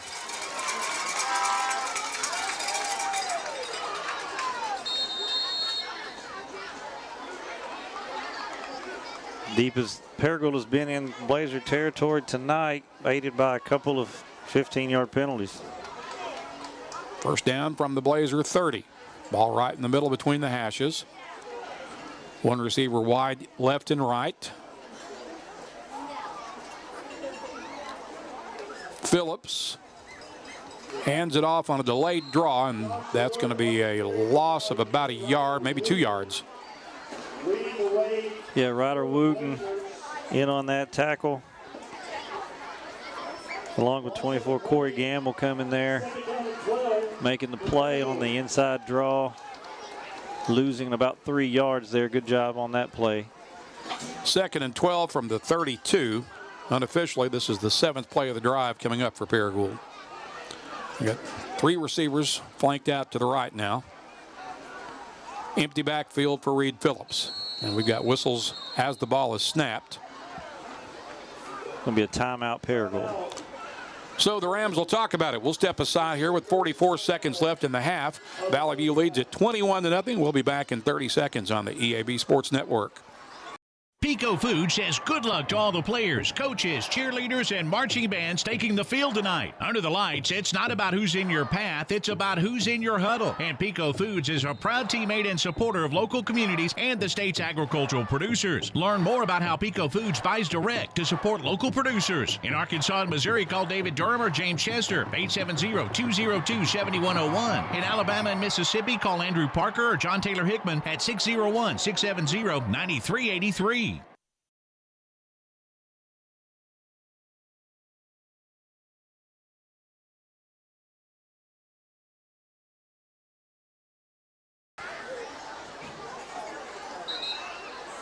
Back at Rams Stadium, timeout on the field taken by Paragould. The Rams facing a 2nd and 12 from the Valley View 32-yard line. Blazers are up 21-0 as the Paragould offense now returns to the field. They will flank 3 receivers out to the right. And I believe that's still Phillips in at quarterback, Coach. Yes, I believe so. He's got trips this way. Phillips wants to throw it out right side where it's caught by Starnes on the screen pass, but Starnes well defended, and that's going to be a loss of yardage on the negative pass play. Valley View well defending the play. There's a late flag at the end of the play on the sideline. Yeah, that was well after the play. I don't know if one of the Blazers had something to say about it or did something. But that's, I got a feeling that's going to be another unsportsmanlike personal foul, 15 yards, a fresh set of downs with 32 seconds to go. I fear you may be right. I don't see how it could be anything but a personal foul.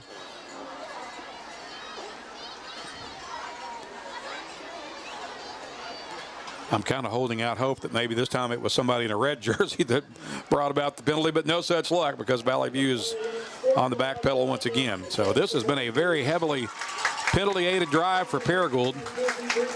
This will move it forward to the 20-yard line. And I'm not down there, so I don't know exactly what's going on, but there's no reason to talk. There's no I mean, you're up 21-0. There's not much. I don't know why we're saying things down there. Exactly. Especially after a play. First down for Paragould at the 20-yard line with 32.9 seconds remaining, and now we have another timeout. Valley View will take this timeout, and I think Sean Cockrell and Gunnar Wilbanks probably want to just make sure their defense gets their composure back before these final seconds are played out. We'll be back in 30 seconds on the EAB Sports Network. We are pioneers, dreamers, the ones they said would never make it, and the ones still trying. We are lifesavers, life changers, and those who bring life to your world.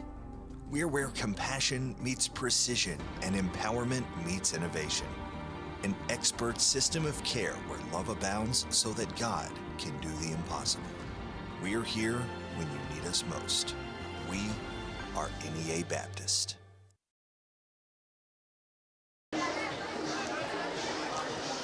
32.9 seconds remaining in the half. Paragould has its best field position of the night. They've got the ball with a first down at the Blazer 20-yard line, trying to get their first score of the evening in what thus far has been a 21-0 lead for Valley View as we approach the midway mark.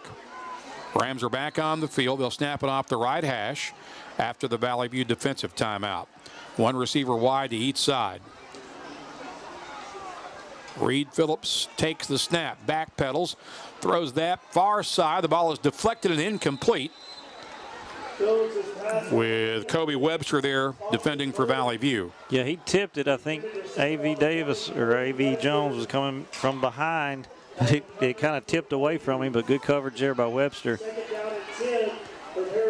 So it sets up 2nd and 10, 28.4 seconds remaining now on the first half clock. Ball remains at the 20-yard line of Valley View.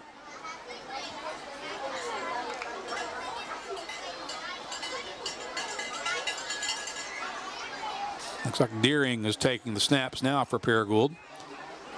The motion receiver near side. Hand that off over the left side to Markul Ataya. And it's a gain of about 4, maybe 5 yards. Yeah, Holden Murphy making the tackle there as the Rams will call timeout here, stop the clock. Thing to keep in mind here too is that Paragould gets the ball coming out of halftime. So if they can get a score here on the board, they get the ball coming back out. You're going into halftime telling your guys, hey, we're right back in this thing. You got a chance. Got a timeout on the field. We're just going to hold it here. 22.7 seconds remaining in the first half. Paragould will have a 3rd and 5 at the 15-yard line. They have 22.7 seconds remaining with which to work to try to get their first score of the night.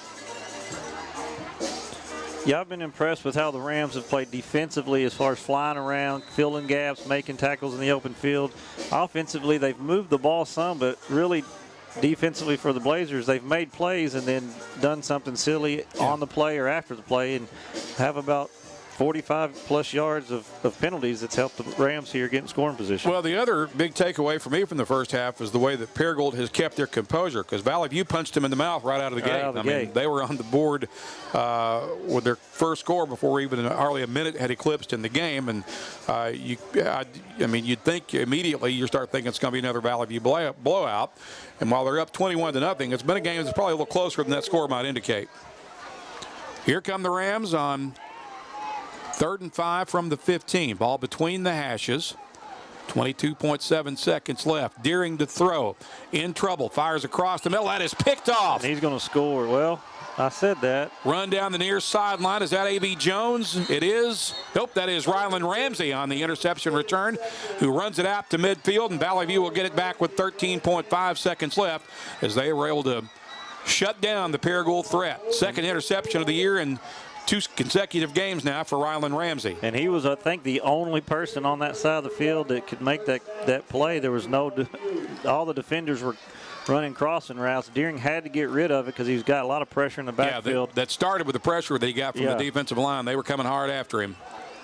So I guess Ramsey stepped out of bounds here at the 33, so they're coming back here. I thought he was going to score, and then some of those Paragould linemen made a good effort to knock him out of bounds.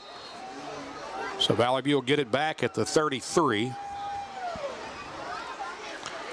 Heineman will throw that out left side for Kamarion Davis on the screen pass. Kamarion works hard for first down yardage up near the 45-yard line with 5.5 seconds left in the game. They're going to spot it up at the 45, be a first down, and just one of those plays where if you're Coach Cockrell, you're Coach Riley, hey, we're going to throw a screen out here, see if we can get some yardage out of it. If you get nothing out of it, you can let the clock go to half. If they got some yardage there up the field, so now they're going to try to probably make a play here to score. Is this our timeout? Did you notice? Yeah, we called timeout immediately, so we've got one left. We'll just hold it here. Don't risk missing the play, so we'll keep it here. Valley View with an opportunity to take one deep shot at the end zone here from 55 yards out. The ball is between the hashes on the Blazer 45-yard line with 5.5 seconds left in the half.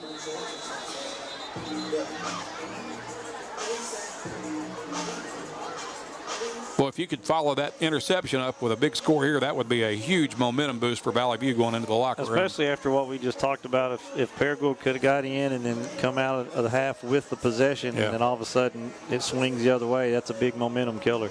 2 receivers to each side for Valley View. Taylor Heineman is the quarterback. Carter Wallace will line up on his right hip.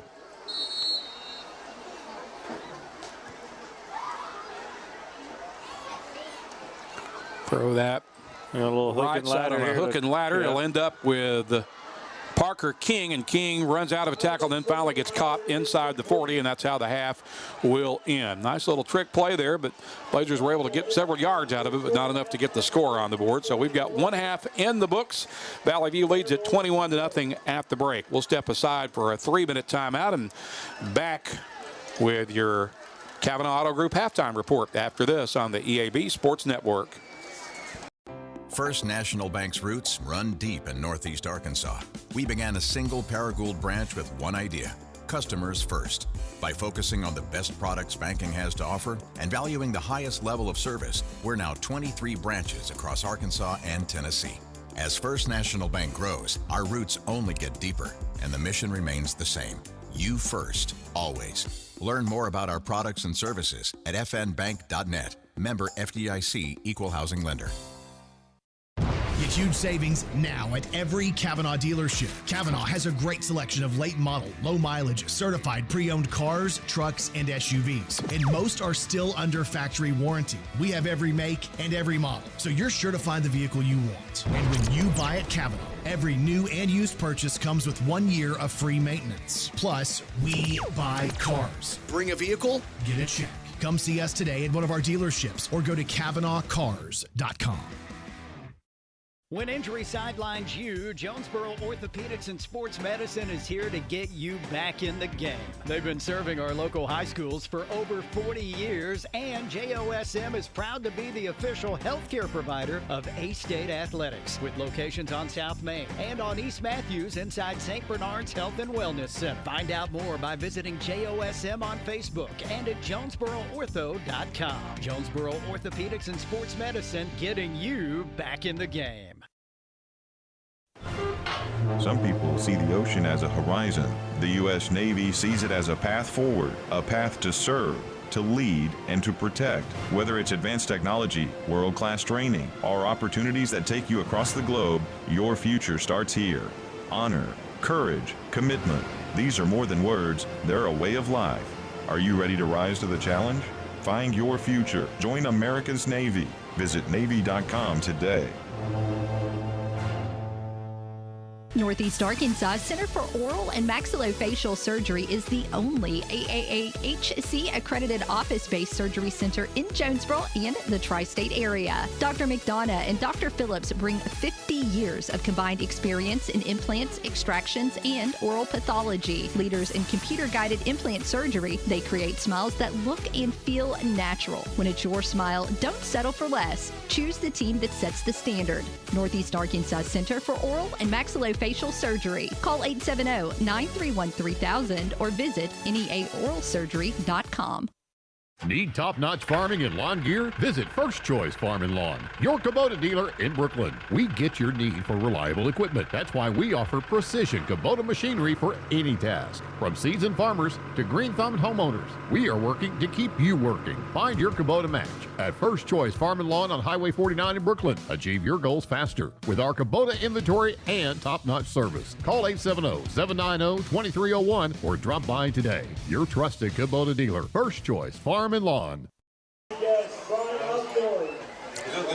We're back at Ram Stadium in Paragould. We welcome you into our Kavanaugh Auto Group halftime report. Randy Myers, joined by Coach Brad Davis and Valley View, in pretty good shape here at halftime. 21-0 is our halftime score. And Coach, I'm a little bit surprised that it's only a 21-0 lead, and I say that mostly just because of that fast start that Valley View got, because it looked like there for a minute or two anyway, like this was immediately going to be another Valley View runaway win. But Paragould has hung in there and battled pretty hard in the second half, and like I said, you got to like, if you're a Paragould fan, how they responded to that immediate punch in the mouth that Valley View gave them right out of the gates. Yeah, and you said it earlier, 2 plays, 54-yard touchdown, Kamarion Davis untouched. Really didn't even have the challenge of any defense there, so it kind of looked that way. But then once Valley View's had the ball back, they've scored twice, but it's been workmanlike. Like Paragould's done a good job. They're playing really hard. They're flying around the field. They're filling gaps. They're making tackles, and Valley View's having to work for it. On the other side of the ball, if you're Valley View and they didn't go in the locker room, they stayed out there in the corner of the field, and I could see the coaches working them over pretty good. And if they got to be talking about the penalties, the extracurriculars, sure, the unsportsmanlikes, the personal fouls, it's just giving the Rams extra downs and field advantage. Yeah, I have no doubt in my mind that is the main topic of conversation right now in the Blazer huddle over there in the corner. Kavanaugh Auto Group presents our halftime report. You can check out Kavanaugh's entire selection of new and pre-owned inventory. It's available at CavanaughCars.com. Let's recap scoring from the first half. Valley View got on the board very quickly, scoring at the 11:02 mark of the first quarter on the 54-yard jet sweep run, untouched by Kamarion Davis. Troy Dale booted the extra point kick. The drive covered 60 yards and only 2 plays for the Blazers, and they were quickly up 7-0. There would be no more scoring in the first quarter for either team. Valley View got 2 scores in the second quarter. First one came with 10:44 to play in the second quarter on a 17-yard quarterback keeper by Taylor Heineman. That was a 5-play, 58-yard scoring drive. Troy Dale had the extra point kick. The Blazers were up 14-0 at that point. The final score of the half came with 3:50 to play in the second quarter on a 15-yard run by Carter Wallace. That drive covered 61 yards in 9 plays unofficially. Troy Dale again perfect with the extra point kick. Valley View has a 21-0 lead here at the half. We'll step aside for 3 minutes. Back with more of your Kavanaugh Auto Group halftime after this on the EAB Sports Network. Design the golf cart of your dreams with SS Custom Carts in Jonesboro. Hey y'all, it's Brandon Baxter for SS Custom Carts. And whether you want a golf cart for the greens or a family cart to cruise the neighborhood, SS Custom Carts has your dream cart covered. SS Custom Carts in Jonesboro is your one-stop shop for new golf carts, gently used golf carts, fully customized carts, parts, accessories, and service. Check out SS Custom Carts, 2321 East Matthews in Jonesboro at sscustomcarts.com. There's nothing more important than your child breathing easily. Arkansas Children's Pulmonology Clinic in Jonesboro treats common to complex pediatric breathing conditions like obstructive sleep apnea, asthma, and rare lung diseases. With a family-centered approach, our medical team changes lives with nationally ranked care close to home for a variety of conditions from cystic fibrosis to sleep disorders. Visit archildrens.org/ACH Jonesboro.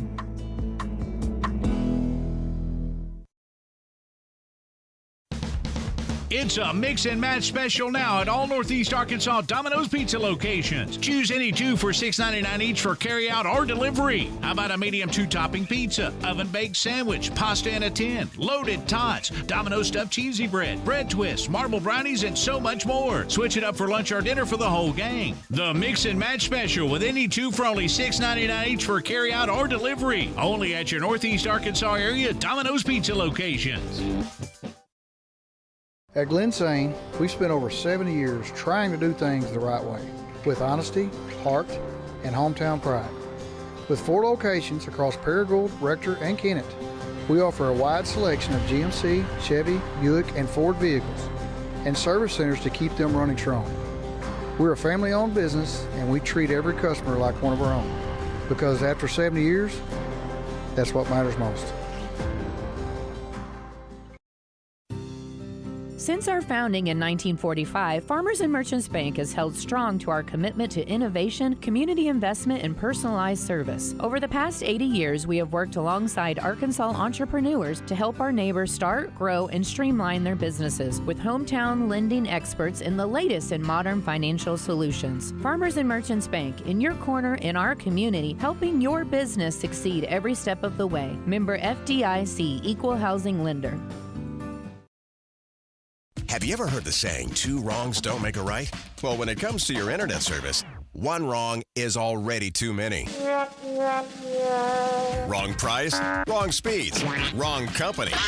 Come on, you deserve better. With Empower Broadband, you get local, affordable, and fast internet that never lets you down.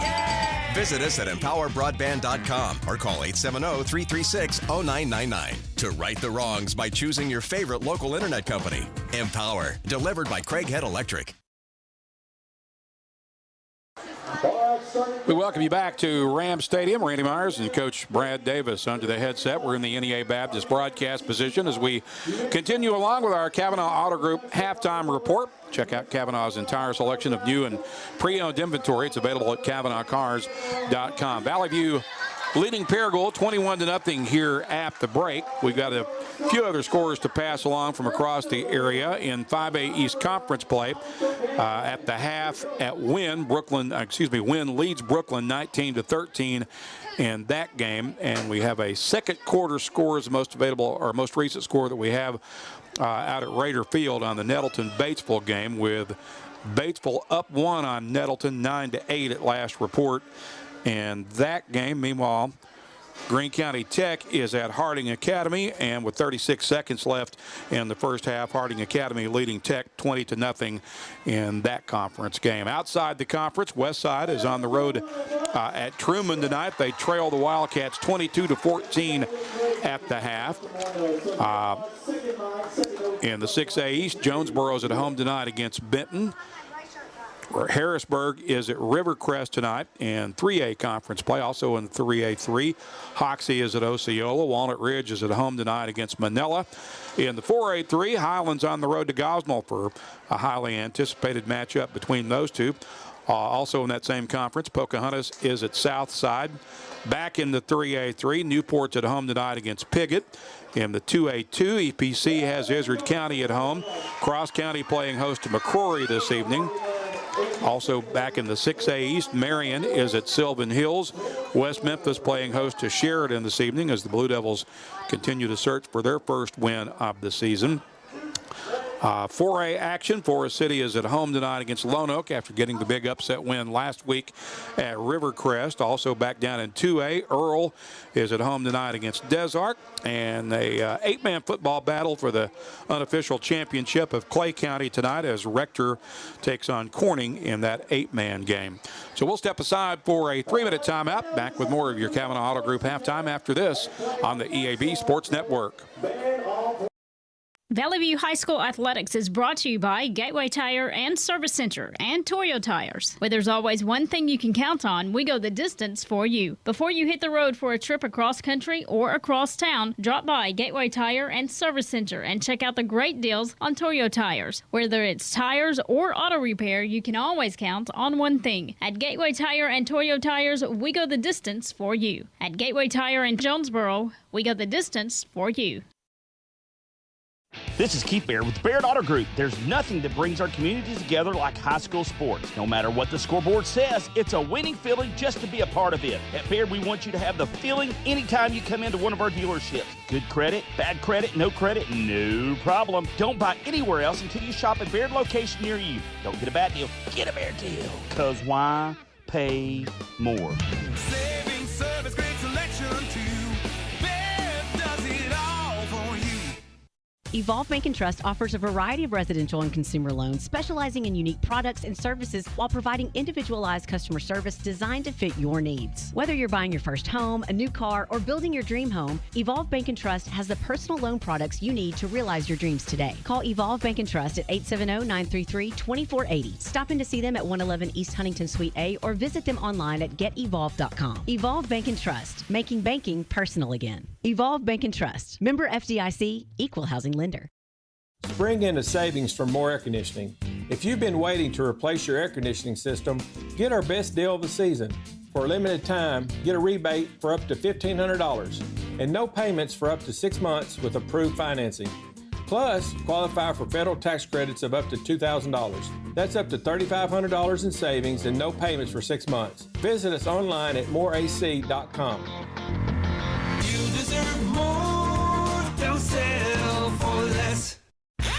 See Plaza Tire Service for the right tire at the right price right now. Plaza Tire Service is the area's biggest selection of in-stock tires at the lowest price. While others are searching for tires to order, we'll get you fixed up with a great set of tires and back on the road in no time with our 4 tires, 1 hour guarantee. Plus, we make the purchase easy on your budget with our Plaza Tire Service card or no credit needed financing options. For the right tire at the right price right now, the choice is easy. That's Plaza Tire Service. First Security is about more than great banking. Yes, we provide the financial expertise, digital tools, and everything else you need when you need it. But we all support with friendly professionals, plus convenient locations all across the state. Because we believe personal banking is better banking. Visit fsbank.com for details. That's fsbank.com for friendly, local banking with First Security. Bank better. Member FDIC.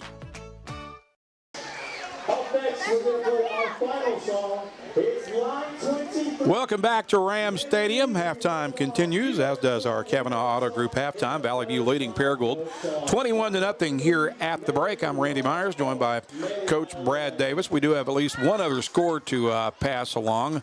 Latest score that we have on the Jonesboro-Benton game at Cooksey Johns Field is Benton up 21-17 on Jonesboro. I believe that's late in the second quarter of that game. Do we have any other fresh scores that you're aware of, Coach? No, I'm checking streams here, but I got a couple commercials is all I can get you to. All right, that's fine. We'll take ahead and go ahead and look at next week's schedule. Of course, the Blazers will be back at home at Central Dealership Stadium. Harding Academy will make the trip to Southwest Jonesboro. Is that homecoming next week? Did I see where that's coming to homecoming game? It's homecoming in Valley View all next week. All right, so big doings at the View next week at Central Dealership Stadium. Not only are they playing Harding Academy, it's also the homecoming game, so that'll make that even more special. Elsewhere in the 5A East next week, Nettleton will be at Brooklyn. Greene County Tech should be at home against Wynn, and this Paragould team that currently trails Valley View at the half will be on the road to Batesville next week. Outside the conference, Jonesboro's got a road game at Sheridan next week. Westside will play host to Blytheville in the 4A3, also in that same conference. Excuse me. Gosnell will take their high-scoring offense on the road to Pocahontas next week. Truman will be at Highland. Forest City visits Little Rock Hall. Walnut Ridge will play host to Osceola. That'll be a big game in the 3A3. Hoxie will be at Manila next week as they make the trek into Mississippi County and Brad Davis's old stomping ground. Newport will be at Rivercrest next week. That should be a big one. Piggott will be at Harrisburg. Cross County will visit Izard County as they make the long trek into the Ozarks. EPC will be at McCrory. That should be a big one in the 2A2, also in the same conference. Mark Tree gets Earl at home. That's always a big rivalry whenever the Indians and the Bulldogs get together. Rector will play an 8-man game against Augusta next week. The Cougars should be at home, and also an 8-man football. Corning making the long trek over into the River Valley to battle Subiaco Academy. So that's what next week's schedule shapes up for thus far. You got some fresh scores? Yeah, it looks like Batesville leads Nettleton at the half 12-8 over at Nettleton. And then with about 40 seconds left, right before the half, Benton has extended the lead to 28-17 over Jonesboro. So 28-17 at half for Jonesboro and Benton, and Batesville leading Nettleton 12-8 now. That's right. That's right? What I see. Yes, sir. All right. Appreciate that. We have time for at least one more timeout. We'll pause here for 3 minutes and back with more of your Kavanaugh Auto Group halftime after this on the EAB Sports Network. Hey y'all, it's Brandon Baxter, and I want to let you know about my friends at Cleanway Restoration and Construction. You see, disasters don't happen when it's convenient, whether it's a fire, a flood, or a tornado. When it damages your home, it upsets everything about your life. Cleanway comes in and does the cleanup, and they can lay your floors, replace your cabinets, and fix or replace walls. So remember, when an inconvenient disaster comes your way, think Cleanway Restoration and Construction. Let Cleanway restore your home and restore your life. Find out more at cleanwayrestoration.com. Hello, I'm estate planning and elder law attorney Chad Oldham. More and more often today, I hear clients tell me that the only thing golden about the golden years is that it takes all the gold to grow old. Don't be a victim of rising healthcare and nursing home costs.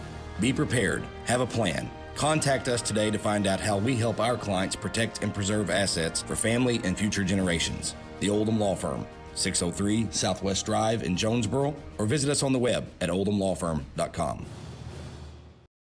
Pac Mail Supercenter is your Yes We Do That store. Pac Mail, Tim, what's that all about? Pac Mail can scan that, copy that, shred that, return that, design that, cut that, print that, pack that, ship that, crate that, freight that, notarize that. At Pac Mail, we can do all that and more. Pac Mail Supercenter, the Yes We Do That store. 361 Southwest Drive at Jonesboro. Don't trust just anybody to do all that. Trust Pac Mail.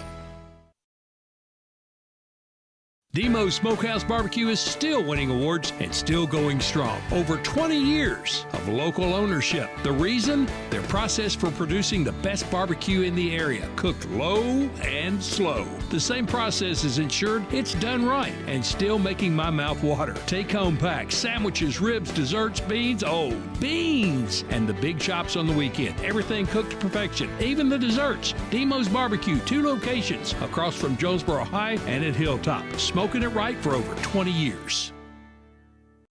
Whether you're replacing an old appliance or remodeling your whole kitchen, the appliances you need are right around the corner with GE Appliances at Tucker's Appliance Superstore in Jonesboro. Shop timeless designs and time-saving features on the appliances that are built to last in the busiest homes. Visit Tucker's Appliance today and upgrade your home your way with GE Appliances and your local experts. Shop Tucker's Appliance today and save. Tucker's Appliance.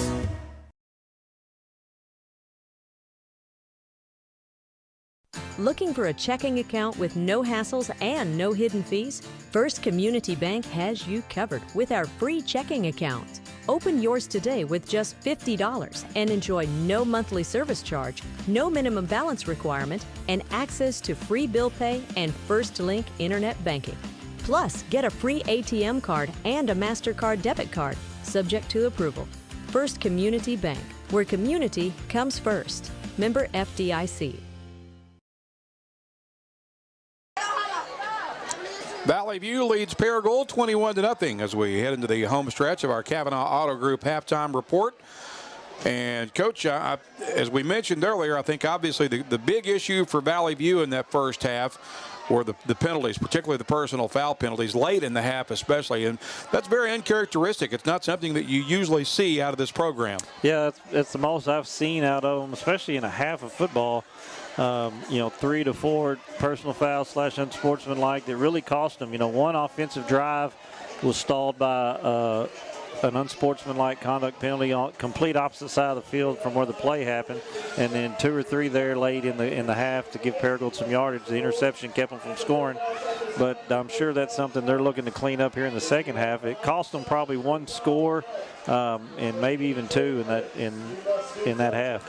Well, if you're Coach Phillips at Paragould, I think even though you're down 3 scores, if you compare where this game was a year ago, you got to feel pretty good because, Paragould was competitive, very competitive in that first half. They made Valley View work with the exception of the Valley View's first possession. They made the Blazers work pretty hard for everything that they got after that, and they had an opportunity to get some points on the board there late. The Valley View was able to get that big interception by Rylan Ramsey, his second of the year.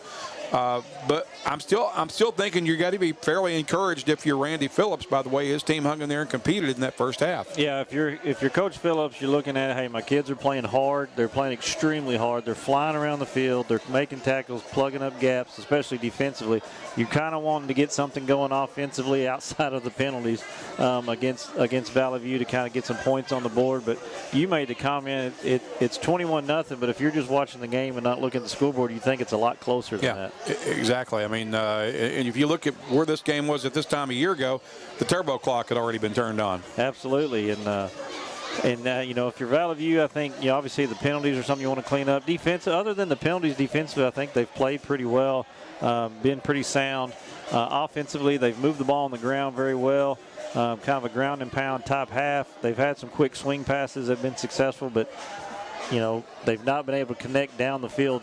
I don't know if they've connected a pass down the field at all, but a vertical pass here or there, they may be looking to do something here second half as Paragould will get the ball to start this half. Yes, they will, as Valley View has Troy Dale and its kickoff unit on the field. The Paragould receiving team now making their way out onto the field as we speak, and we're just about set to get this second half off and running here at Rams Stadium. It is the 5A East Conference opener. Valley View up 3 scores as the Blazers are beginning the quest for a 4th straight 5A East title. Troy Dale with it teed up at the 40. Paragould will have their deepest return men right in the middle at about the 30-yard line. This will be an angle kick. It's dropped. It is. Scrambled for it. Valley View may have got back on it, but I think Paragould kept it. Isaiah Flowers and Austin Burden there, and Burden kind of backed up into Flowers, and they didn't communicate, and it slipped through both hands, but they were able to fall on it. And they'll have the ball at the 35-yard line. I think this shows you, Randy, in this 5A East Conference year in, year out, a team that's projected one on the top and a team projected near the bottom. But you got to come ready to lace them up every night in the 5A East. So Paragould will start here at the 35-yard line with the ball on the right hash. Looks like they'll use Phillips here at the quarterback position. Reed Phillips, he is the son of the head coach, Randy Phillips. He's a senior. Got one receiver split out to the near side. Phillips will take the direct snap, finds a hole to jump through, and advances up to the 40-yard line, going right through the middle. Yeah. Thornton there on the tackle. The big guy up front, Eli Thornton, hard to handle, hard to block. Silas Thomas in there with him as well. So it's 2nd and 5 from the 40 for Paragould. Just underway here in the third quarter. Valley View leads it 21-0. Rams break the huddle, make their way back to the line of scrimmage.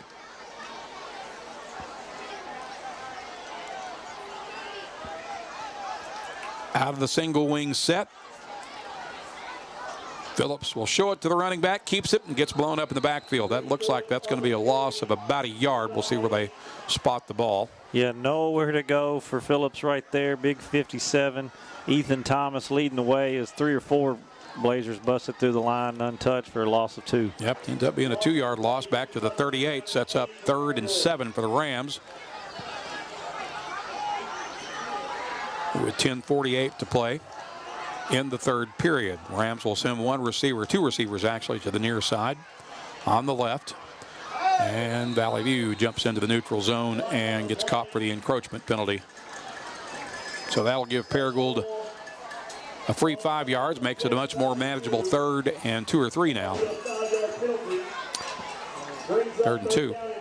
Yeah, and that's another costly penalty on the Blazers. That's going to make it, very manageable to get this first down here when it was 3rd and long. Ball will be on the right hash at the Paragould 43-yard line now with 10:26 remaining in the period.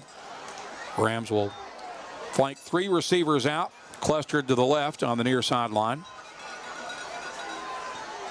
Phillips is empty in the backfield. He's going to keep it running near side. He has the first down as he crosses the 45 and advances it up to about the 47-yard line. And that penalty just changes everything. The play call, you think 3rd and long, they got to pass. They've not had a lot of success there. But on 3rd and 2, they can kind of go with their bread and butter and just snap it to Phillips and let him kind of work his way for a few yards and a first down. Ball will be at the 47. Again, it's a fresh set of downs for Paragould. Phillips gets the play from the sideline, takes it back to the huddle. They'll send Austin Burden out wide to the right. And this could be a big drive. I think if you're Paragould, you got to think, hey, we've got to get some points on the board here to kind of stay in this and try to make it a ball game. And they're going to call timeout here and talk about it. So Paragould takes the timeout with 9:26 to play in the period. We'll step aside as well. Valley View leads at 21-0. Back in 30 seconds on the EAB Sports Network. Your vehicle is a personal and important investment. At Central Collision Center, we're more than collision repair. We do everything from minor paint touch-ups and windshield replacements to framework. We're committed to customer satisfaction and provide the highest quality of service. At Central Collision Center, we provide honest and expert auto care and offer a written lifetime warranty and on-site rental car arrangements. Stop by or give us a call today to schedule your free estimate. Central Collision Center. Professional, convenient, reliable. Find Central Chevrolet on Stadium and online at centralcollisionctr.com.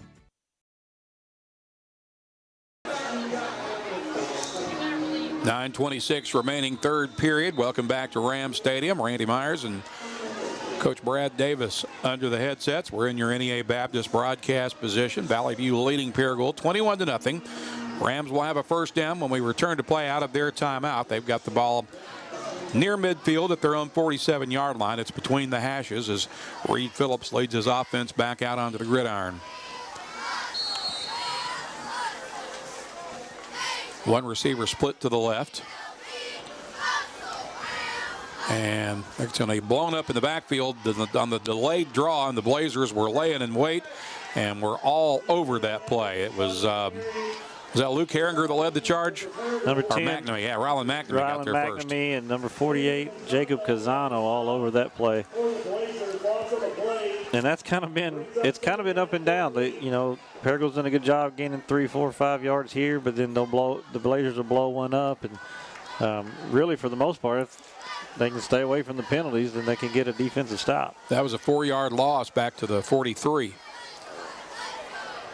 Snapping it out of the gun, throws it off his back heel. It's up for grabs, almost picked off, but just beyond the reach of Will Finley. It'll fall incomplete and brings up 3rd and long. Silas Thomas breaking loose, putting pressure on Phillips there, and he has to let it go. And Will Finley, I think if he'd have just stayed where he was, it'd have fell right to him. But he came to make a play on it, just kind of sailed over his head. Phillips had to throw that. He was facing a lot of heat coming at him. He had to throw it off his back heel, and Paragould fortunate that did not end up as a turnover.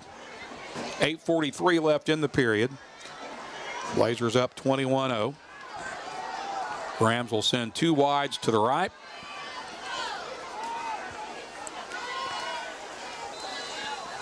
And they'll take another timeout. So that's a second timeout that Paragould has burned on this possession. And we'll pause as well with 8:43 left in the third. Valley View leads 21-0. We return in 30 seconds on the EAB Sports Network. Put your daily office routines in the hands of people you can trust. Forrest Office Machines, your authorized Sharp document systems dealer in Jonesboro. This is Barry Forrest. My family's been taking care of equipment needs of businesses just like yours since 1965. I would love to work for you today. Put your daily office routines in the hands of people you can trust. Forrest Office Machines, your authorized Sharp document system dealer at 1005 G Street in Jonesboro, 932-7852. Call Forrest Office Machines today. I concur. We welcome you back to Ram Stadium. Randy Myers and Brad Davis with you under the headsets. We're in your NEA Baptist broadcast position. Glad you're joining us tonight for Blazer football. Paragould faces 3rd and 14 here from their own 43-yard line. They've got 2 receivers to the right. And Valley View has jumped into the neutral zone once again. And once again, the Blazers are guilty of encroachment. So that's going to be a free 5-yard forward movement now for Paragould, and makes it, instead of 3rd and 14, it's 3rd and 9. Moves the ball back up to the previous line of scrimmage at the 47. I know that's frustrating on the coaching staff. Now this one's not near as costly. 9 to 14 is a lot different than 9 to 2 a while ago. Phillips to throw, gets rid of it, and that is caught on the screen pass, and it's close to first down yardage on the catch by Z.K. Lanige, and I believe they got enough to move the chains there. Yeah, Corey Gamble made the tackle, just kind of a fake handoff, and then a backside screen, just kind of lobbed it over. Not a great throw, but it fell right in place, and he had some space to run. That looked a little bit, and I'm not making fun of the play, but that looked a little bit like something you draw up in the backyard on Saturday afternoon. Very much so, but it was effective and it worked. Absolutely. Another penalty allows another first down, really, because the yardage wouldn't have gotten there on 3rd and 14. Rams will send 2 receivers to the right. Phillips remains in at quarterback. He'll keep it and gets belted and taken down hard by Ryder Wooten for a loss of about a yard or 2. He got to him quick and came barreling through untouched. And that's the thing about this defense, these linebackers and on this team, Wooten and McNamee and Thomas and Herringer, they fly around. Yeah, they really come at do. you really hard when they come through. 2nd and 12 from the Valley View 45. 1 receiver wide to each side. Phillips drops straight back. Here comes pressure. He gets rid of it. That'll be incomplete. And there's a flag in the backfield. Late flag. Silas Thomas was putting a lot of pressure on him. I think this has to be a hold. Yeah, it was very late. They're going to hold. It was a very late, but he had a hold of him. And I don't know if coach will accept it or go with 3rd and 12. Yeah, might take the play here. Yeah, they're going to decline it, it looks like. But once again, 2 good defensive plays by the Blazers. It's going to be 3rd and long. Can they not get a penalty and then make a play on 3rd down?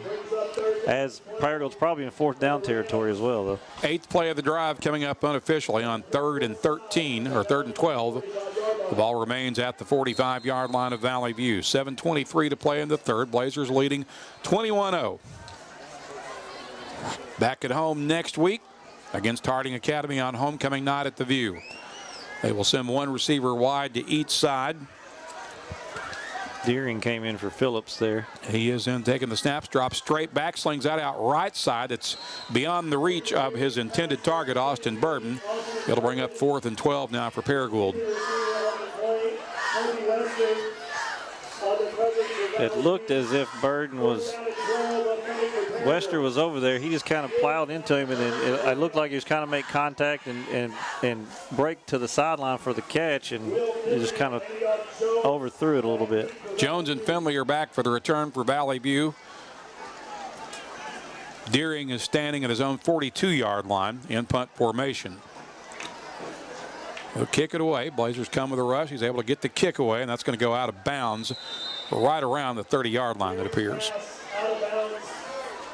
Pressure back there by Wooten and Thomas again, as Valley View each and every week seems to get guys in the backfield on punts, and they have several where they've gotten a hand on them.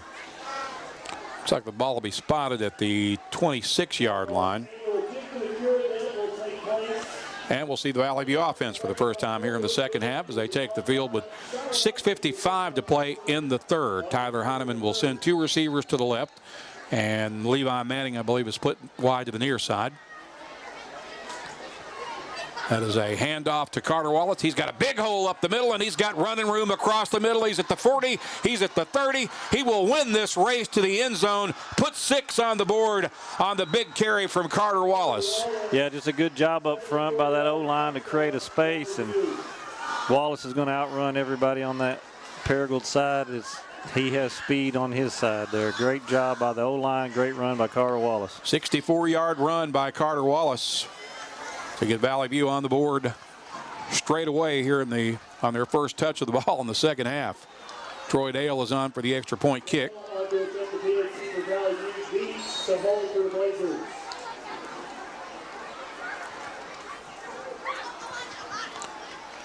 Jake Beach with a hold. The kick is up, and it is no good. They're going to say he missed it. That's the first extra point kick he's missed this year. So that leaves the score at 27-0 in favor of Valley View. We'll pause for 30 seconds and back in a moment on the EAB Sports Network. More reasons to go to Wings to Go. TVs everywhere and variety of wings. From mild to, well, really hot. Just about any flavor you can imagine. Burgers, catfish, shrimp, tenders, salads, great food and atmosphere. Not to mention the sides and desserts and other stuff. 2 locations on Alexander and on Parkwood off Red Wolf. For 25 years, Wings to Go is the original and best place for wings in Jonesboro. Well, we think it is anyway. Wings to Go. Sports and wings. Life is good. Wings2go.hungerrush.com for online ordering, DoorDash available, and Wacky Wednesday with 75-cent boneless wings.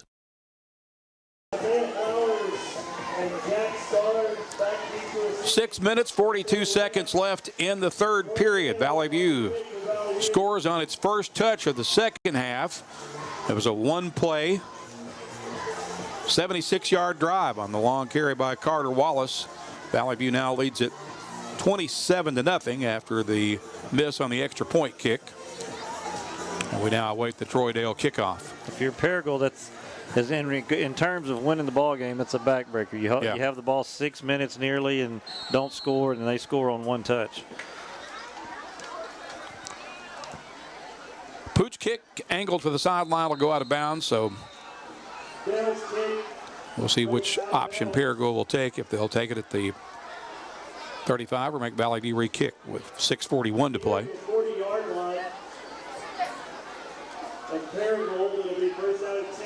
Officially a penalty flag. It's got to be double digits. Yeah, I don't think there's any doubt for the number of penalties on the Blazers tonight.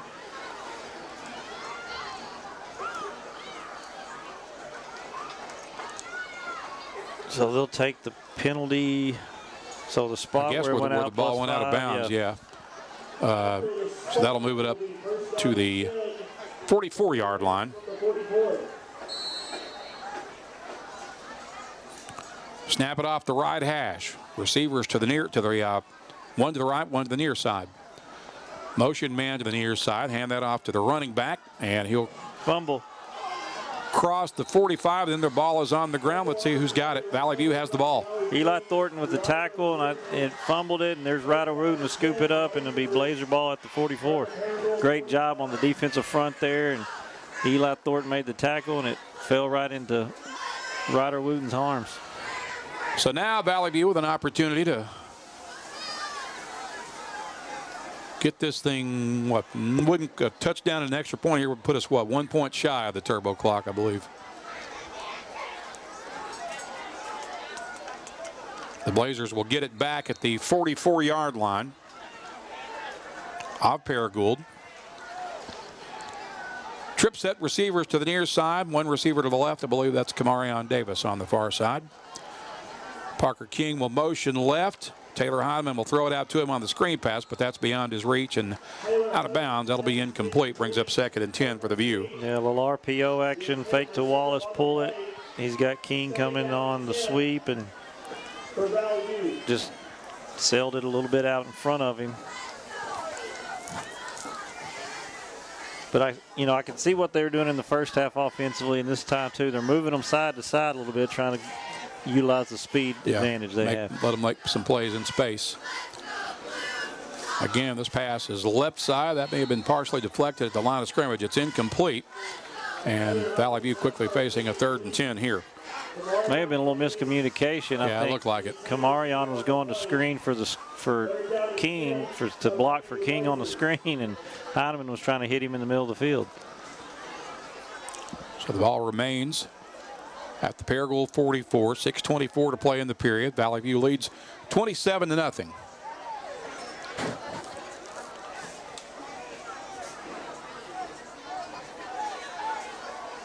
Two receivers to the right. Davis goes wide left. Hand off to Carter Wallace, and he gets about 2, maybe 3, depending on the spot. It'll be 4th and long for Valley View. Yeah, good one-on-one tackle there by number 28, Dylan Burgess for Paragould. Brings up 4th down. Only a 1-yard gain for Carter Wallace, and it looks like they're going to drop Levi Manning back into punt formation.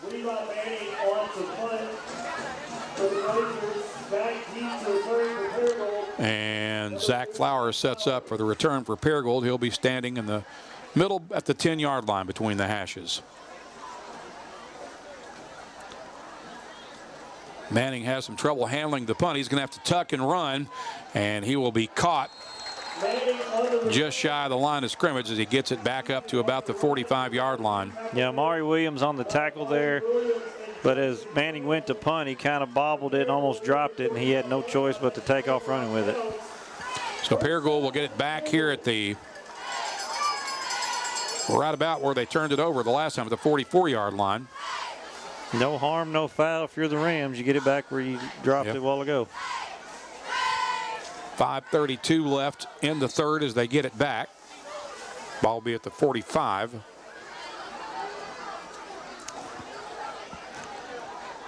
One receiver to the left. I believe that is Phillips back in at quarterback. He's going to keep it, and he is going to be dropped for about a 1-yard loss.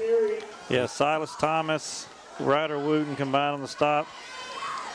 Thomas got off the block really nicely there to kind of make the first hit, and Wooten tackled him from behind as they lost 2 on a good defensive play there by the linebackers. 2nd and 12 after the spot.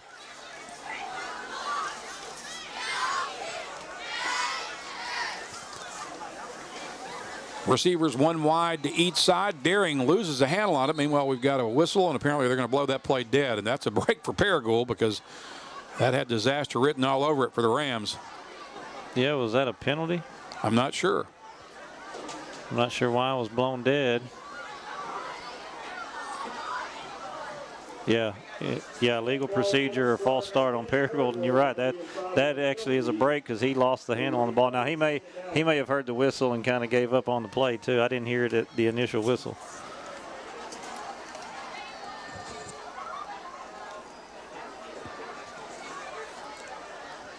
So after the penalty, that moves the ball back to the 38-yard line. It's 2nd and about 17 roughly for Paragould. They need to get to the Valley View 45. Deering back in at quarterback. He'll sling that out right side on a sidearm pass that Was almost picked off, but it'll be incomplete. Yeah, great job there. Good break on it by Webster, Kobe Webster, and he didn't come up with it and made a good defensive play. If he catches that one, he's scoring on that. Oh, yeah, that would have been an easy pick six. 4:44 to play in the period. 3rd and long for Paragould. 3rd and about 17.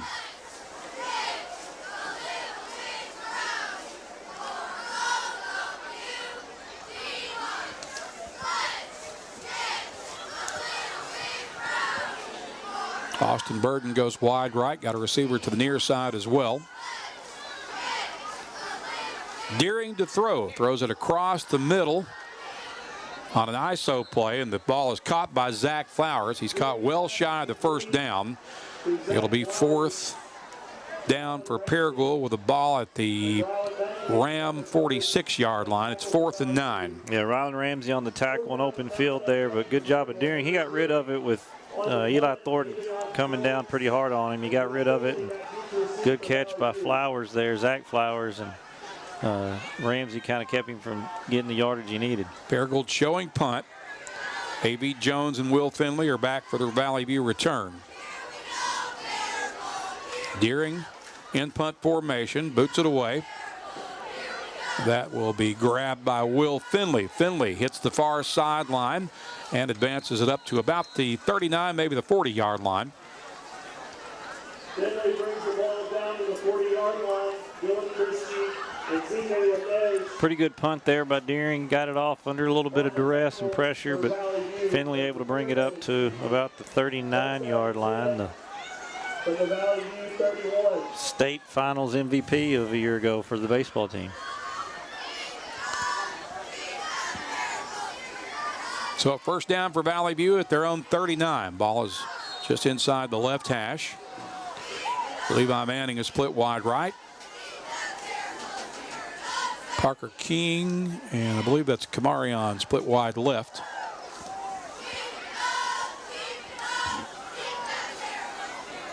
Bring Parker in motion to the near side, hand it off to Carter Wallace, and Wallace is met in the backfield and probably lost about a yard there. Yeah, that left side of the line kind of got blown up. Little read option there with King sweeping, and then Wallace coming up the middle, and he had nowhere to go. That ends up being about a 3-yard loss after the spot. It's all the way back to the 36-yard line. So it's 2nd and 13 for Valley View with 3:22 left in the 3rd period. Valley View leads 27-0. Under center. Nope, sorry. Heineman pump fakes, now rolls left and steps out of bounds, and maybe a positive net gain of about a yard. It'll depend on where they say he stepped out of bounds. Yeah, he pump fake, and King had a step on the guy who was going to be wide open, but pressure up front forced Heineman to have to leave the pocket, and he had to run out of bounds. So it's basically no gain. Actually, it's a loss of about a half yard, so it's 3rd and 14 here for Valley View. Got 2 guys clustered to the right. 4 receivers now clustered near the line of scrimmage to the right. And Heineman under duress, running for his life. Now he'll tuck and run, and he slips and falls back at about the 30-yard line. And Valley View went nowhere but backwards on that possession basically every snap. Yeah, every snap it seemed the D-line, and they're bringing linebackers through. They're coming through and putting a lot of pressure in the backfield. Blazer offense right now seems to be feast or famine. They're scoring or they're going backwards. Yep. Zach Flowers sets up for the Paragould return. Levi Manning is on to punt for Valley View. He'll be standing at his own 15-yard line. Flowers at his own 38. Levi gets under this one pretty good. That'll take a Paragould bounce. And the Rams will get it on the Valley View side of the 50. Looks like around the 46-yard line, maybe. Last 2 possessions there, Paragould's won the battle up front, getting in the backfield, causing havoc, and end up with good field position here. They just haven't been able to move the ball when they needed to here, when they've had the football here in the second half. So Paragould gets it starting at the Blazer 47 with 2:14 to play in the third. Valley View leads 27-0. Rams will send one receiver to the left. Deering, the quarterback. That's a little slow developing play. Deering ends up with it, and he'll have to eat the ball for about a 2-yard loss. Officials waving his hands. I don't know if there was a flag on the play. On the play there, they looked like he was trying to hand off to the back, and the back was going to block for him. And it looked like a busted play. Yeah. It's a 2-yard loss. That's up 2nd and 12. Back at the 49-yard line. 1:40 to play in the period. Rams will send two receivers to the left.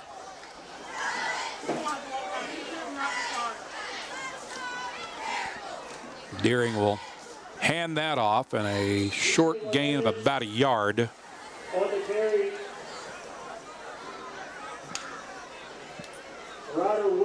Ryder Wooten leading the defensive charge for Valley View. It's 3rd and 12 after basically no gain. Minute and 10 seconds left in the third quarter. 3rd and 12 from the Blazer 49. Two receivers to the left for Paragould. Deering, the quarterback, slings that out left side on the catch by Starnes. Starnes able to shake the tackle and gets it up to about the 40, but he's going to be shy of the first down. Yeah, Starnes able to get past A.V. Jones there and shake him. Ramsey knocks him out of bounds and gives them a chance here to get a fourth and more manageable play. 4th and about 4.5 needed. They're at the Valley View 41. They'll go quickly here. Now they look to the sideline. Deering is the quarterback. C.K. Lanige is the running back, and now they're going to take the timeout. So that'll stop the clock with 16 seconds remaining in the third quarter as Paragould burns what I believe was its final timeout of the half, and Valley View leads at 27-0. We're back in 30 seconds on the EAB Sports Network. The home of the best new and used sports equipment in Northeast Arkansas is Play It Again Sports. If you've got quality gear you're no longer using, just bring it in. Play It Again will pay you money. Want to test out a bat before you buy? Play It Again's rental program lets you test it out. And if you decide to buy, a big chunk of that rental fee goes towards your purchase. Visit Play It Again Jonesboro on Facebook for the latest deals. And come by 2006 South Caraway. Play It Again Sports, where everybody plays.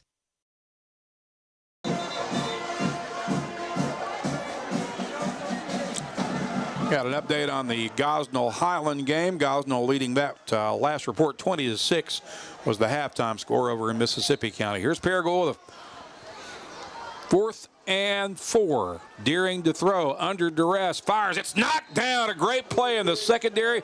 Who got their mitts on that ball, Coach? Could you tell? That'd be number 19, Kobe Webster. Great play right there by Webster, and the Blazers will get the turnover on downs. Yeah, number 40, Silas Thomas in the backfield putting pressure on Deering. He's got a little sidearm action to it anyway, and he's able to sling it out of there, but great play by Webster. That's 2 plays in a row that come his way that he's made great defensive plays on.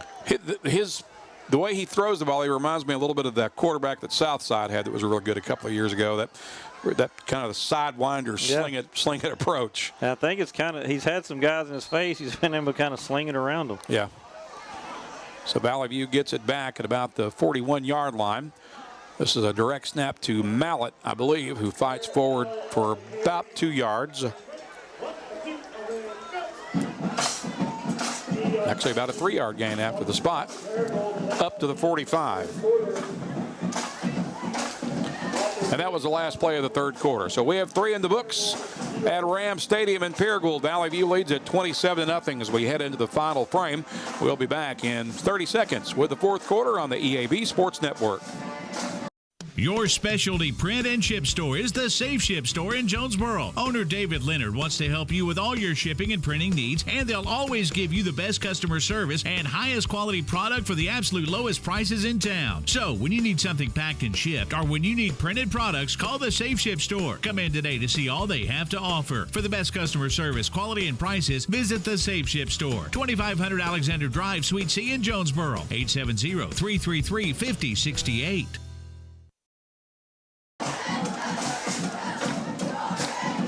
3 quarters down, 1 more to play as we welcome you back to Ram Stadium here in Paragould.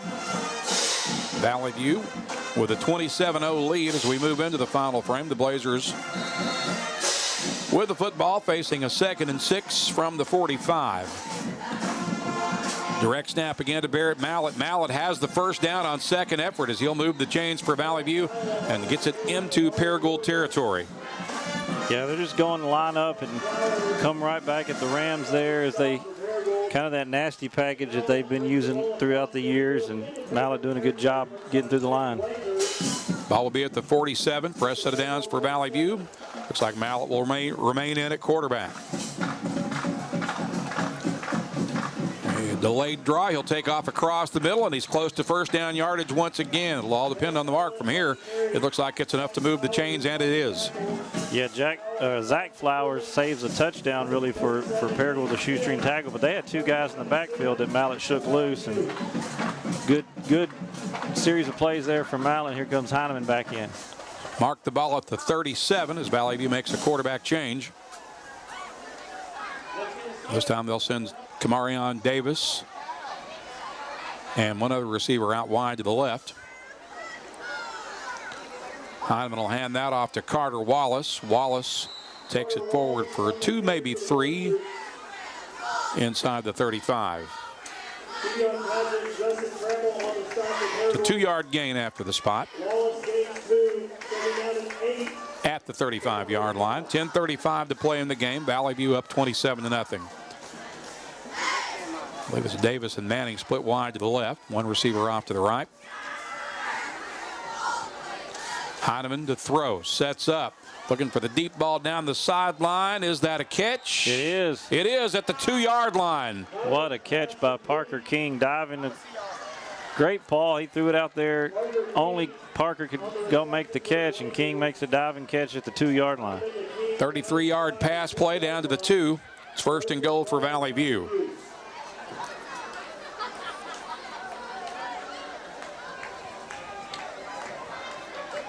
Just inside 10 minutes to play in the game now. Kamarion Davis will line up wide left. I believe it's King to the right. Heineman in the gun. Hands out off to Carter Wallace, and he'll jog into the end zone as he went right up the gut of the Paragould defense for Valley View's 5th score of the night.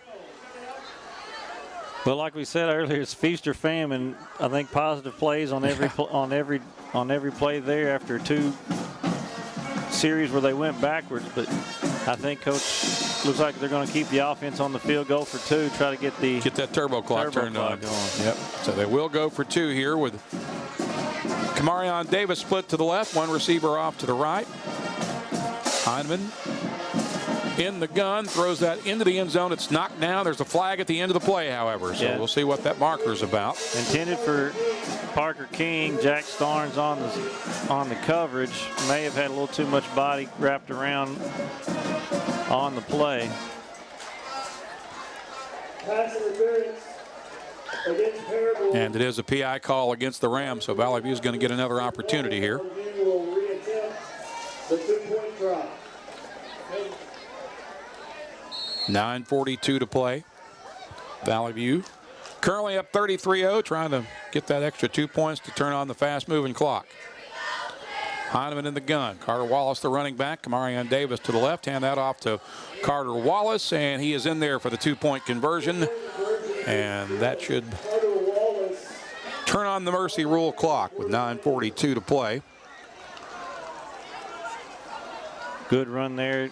Half the distance, so about 1.5 yards, and he bulls his way into the end zone for the 2-point conversion. And when that clock gets started here in a minute, it'll keep running. But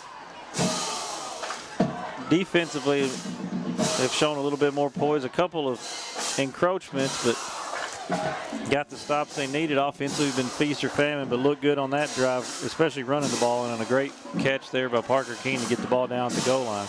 It was Carter Wallace scoring the 2-yard touchdown run. He also ran in the 2-point conversion after the penalty.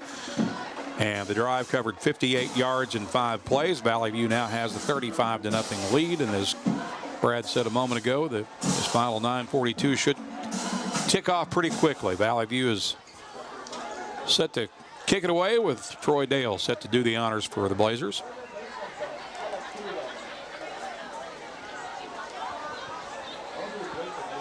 Back at home next week with Harding Academy on their way into town. It'll be homecoming night at Central Dealership Stadium. Pooch kick. It's on the ground, up for grabs. Scramble for it. Let's see who's got it. I believe the Rams maintained possession. Nope, Valley View. Okay, Valley View does have the football. So yeah.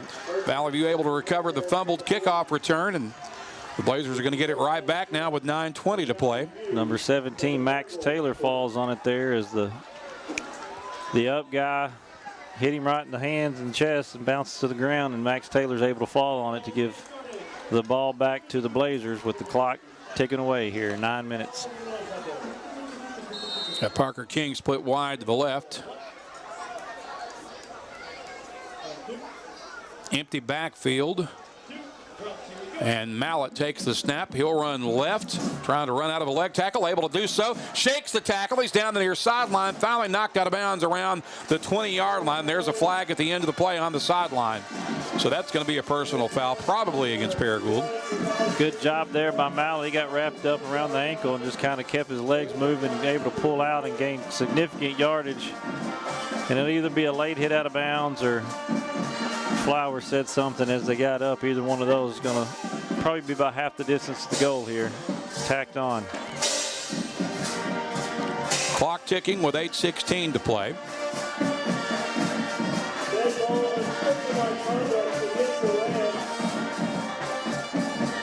And it is an unsportsmanlike conduct penalty against Paragould, so that'll move it half the distance and spot the ball at about the 9-yard line.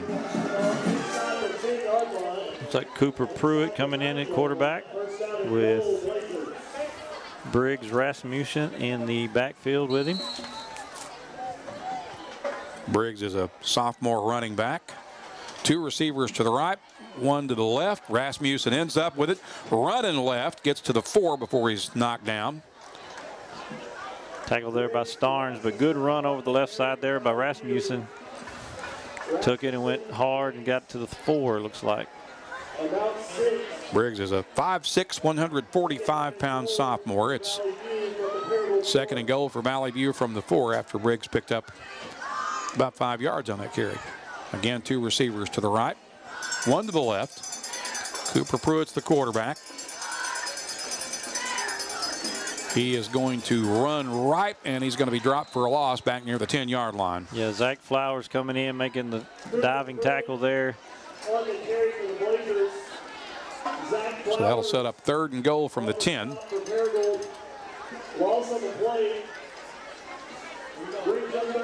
Pruitt he had a little trouble with the snap. I don't know if it came a little too quickly or a little low, and he had to take off running with it. It immediately threw his timing off, you could tell. 3rd and goal from the 10, snap it off the right hash, 2 wides to the right, 1 receiver to the left. That's going to be a handoff and blown up in the backfield immediately as Paragould got good penetration. I believe, was that Max? Yeah, Max Taylor on the carry, and that'll be another negative play for Valley View back to about the 12-yard line. Yeah, Dylan Burgess busting through the line there for Paragould, and Taylor had nowhere to go on that one. So it's 4th and goal from the 12 for Valley View with 6:05 to play on the moving clock.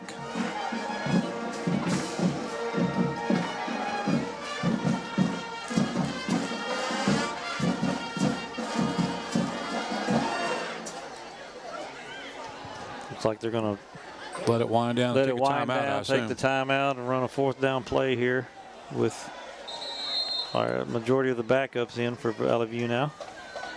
Clock is still rolling, even though there's a time now. They stop it at 5:39. So we'll pause for 30 seconds. 5:39 to play. Valley View leads at 35-0. Back in 30 on the EAB Sports Network. Precision Lawn Management brings expert care to every yard they service. Every blade of grass is cut just right. Every edge is trimmed with sharp accuracy. Every landscape is designed with an expert touch because precision matters. Like a surgeon's steady hands in the operating room, an artist's perfect brushstroke, or a pilot making a flawless landing. True professionals don't settle for good enough. When it comes to your lawn, neither should you. Call Precision Lawn Management today at 870-275-5769. Precision Lawn Management, because a great lawn is no accident. 5 minutes, 39 seconds left to play in the football game. Valley View facing a 4th and goal from the 12-yard line here. And they're going to line up for a Troy Dale field goal, it looks like. Yeah, something you want to look for.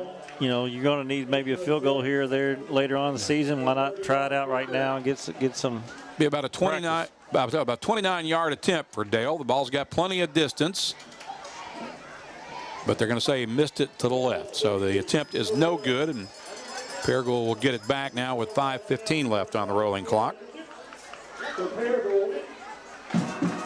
Is that the first field goal attempt of the season? I believe it was, yeah. yes, sir. I'm pretty sure it was. Yeah, you get to this point, you got to lead. The clock's rolling. You got a 4th and long. Let's try a field goal. We may need this. You'll need a situation later on in the season where you might need a field goal, and let's work on it during the game. So Paragould will get it back at the 20-yard line. Again, 4:48 left now. Valley View will move to 3-1 overall. More importantly, 1-0 in conference play. Paragould's got 3 receivers out to the right.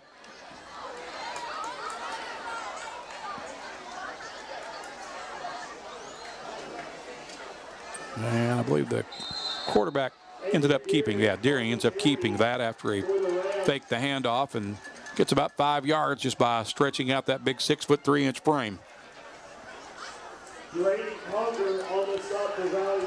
Drayton Conger making the tackle for the Blazers with 4:08 remaining. Ball at the 25-yard line. Trip sets to the right. Handoff to the running back. They get to the outside, and I believe they got the first down. Yeah, he got bottled up in the middle and bounced off of it as Burgess did, and he came running out. 44 Webb Bracey in on the tackle there for the Blazers. Ball at the 34-yard line on the right hash. This time they'll send 2 receivers to the left with 3:34 to play in the game. Avery Deering remains the quarterback. He'll hand that off over the left side, and that is good for another first down after a nice carry for Paragould by Markul Ataya. Yeah, found a gap there, hit it pretty quick, got a first down there for the Rams. Now, one of these late game situations, they're going to keep playing hard, try to get on the board here in 5A East, on the scoreboard at least, and keep working towards improving. Snap it from the 45-yard line. Ataya has it again. He runs over a tackler and bowls his way forward for another first down inside Valley View territory at about the 37 or the 38-yard line. Yeah, Eddie Lewis finally come in and helped on the tackle, but Markul bowling over 2 or 3 Blazers there. Yeah, that was an impressive run. The line of scrimmage will be the Valley View 36 with 2:31 to play. 3 receivers off to the left, no one to the right. And that off to Ataya once again, I believe. And actually, that was Burgess on the carry that time. And Valley View does a much better job of clogging up the middle and stops him for a gain of about a half yard. Yeah, Reese Domino getting to him early there and pulling him back. Good job up front by the Blazers on that particular play. They'll spot it at the 35. It's 2nd and 9 with 2 minutes remaining.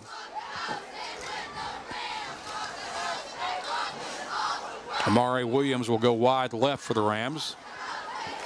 Got a receiver to the right as well. Clock down to 1:44 left now. And some movement up front, but no flags. Paragould will snap it. Hand off on a little cross-buck action across the middle, and they'll advance that up to about the 31-yard line. Lopez on the carry there. Good tackle by Drayden Conger again, as he wasn't fooled on the inside handoff. Ball at the 31, 2nd and 5 for Paragould. $1:15 to play in the game. One receiver to each side for the Rams. That is a running play over the left side. It's Marcoul Atai on the carry once again. A little bit shy of the first down. It'll bring up 4th and about 2 for Paragould. With inside a minute to play now. Ball is at the 28 or the 27-yard line. Deering, the quarterback, got a running back on his right hip. Deering's going to keep it and falls forward. I believe he got the first down. It's going to be close, but yeah, they're going to give him the first down as he got it to the 25, but clock's ticking under 30 seconds, so they're going to have to move quick if they're going to try to get on the board here before the end of this one. Ball is at the 26-yard line, and right now Paragould doesn't appear to be in a hurry to get the ball snapped. Now they're certainly not rushing.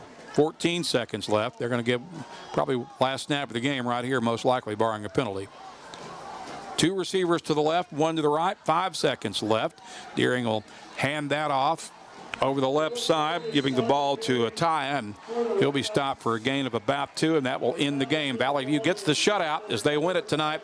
Opening 5A East Conference play with a 35-0 win at Paragould. We'll step aside for a 3-minute timeout. We will be back with your America's Navy postgame show, in which we will also name your JOSM player of the game for Valley View. We'll have all that coming your way in 3 minutes on the EAB Sports Network. Calling all Red Wolves fans, the Social in Greensboro Village is your official A-State game day destination. Pre-game with cold drinks and killer eats. Catch every away game at their watch parties. And after home games, the party's just getting started with live music and late night fun. Game day specials, great eats, and family fun. Always social, always game day ready. Follow the Social on Facebook and Instagram and make your next Red Wolves Saturday legendary. At Ozark Valley Contracting, quality starts from the ground up. Whether it's roofing, siding, interiors, decks, or major makeovers, they're detail obsessed and driven to do it right the first time. Need financing? They've got in-house options for inside and outside projects. Got storm damage? They'll work hand in hand with your insurance to get the best results possible. Hard work, high standards. Ozark Valley Contracting. Call 870-586-4625 and build something better. Ozark Valley Contracting. Quality starts from the ground up. Football season means traveling to all the biggest games. Travel in style while saving big with a new ride from Nebo Auto Center. For over 2 decades, Nebo has been Northeast Arkansas's new car alternative. If you're in the market for a late model, low mileage car, truck, or SUV, there's no better time than right now to stop by and see the selection at Nebo. With a well-stocked lot of vehicles that fit almost any budget. So score big with Nebo Auto Center, 3910 Stadium Boulevard. We go Nebo. Pico Food says good luck to all the players, coaches, cheerleaders, and marching bands taking the field tonight. Under the lights, it's not about who's in your path, it's about who's in your huddle. And Pico Foods is a proud teammate and supporter of local communities and the state's agricultural producers. Learn more about how Pico Foods buys direct to support local producers. In Arkansas and Missouri, call David Durham or James Chester, 870-202-7101. In Alabama and Mississippi, call Andrew Parker or John Taylor Hickman at 601-670-9383. We are pioneers, dreamers, the ones they said would never make it, and the ones still trying. We are lifesavers, life changers, and those who bring life to your world. We are where compassion meets precision and empowerment meets innovation. An expert system of care where love abounds so that God can do the impossible. We are here when you need us most. We are NEA Baptist. First National Bank's roots run deep in Northeast Arkansas. We began a single Paragould branch with one idea: customers first. By focusing on the best products banking has to offer and valuing the highest level of service, we're now 23 branches across Arkansas and Tennessee. As First National Bank grows, our roots only get deeper, and the mission remains the same: you first, always. Learn more about our products and services at fnbank.net. Member FDIC, Equal Housing Lender. Randy Myers and Brad Davis under the headsets, welcoming you back to Rams Stadium here in Paragould on the heels of a 35-0 Valley View shutout victory over Paragould for the second straight year. The Blazers and Paragould, their first loss of the season, as we welcome you into our America's Navy postgame show for Blazer football. Be a part of a force that never quits. Visit Navy.com to find out more. Valley View up 21-0 at halftime and started the second half kind of the same way they started the first half, Coach. They were able to get that big 74-yard run on their first play from scrimmage of the second half, and that kind of set the tone for the rest of the second half. Yeah, you know, we talked about the explosiveness of this offense, and they led the game and led the second half with just big explosive plays, and you know, for the most part, was able to kind of control the ball on offense. But we talked about them being feast or famine there. They would have a couple possessions where they went backwards. So I think going forward, Coach Cockrell and Coach Riley is going to say, hey, we got the explosive plays down. We're going to have to be a little more consistent with each drive. Yeah, I mean, I don't think there's any doubt that the coaching staff going to be happy to get this win, especially a shutout. But this was not exactly what you'd call a clean win. It was pretty.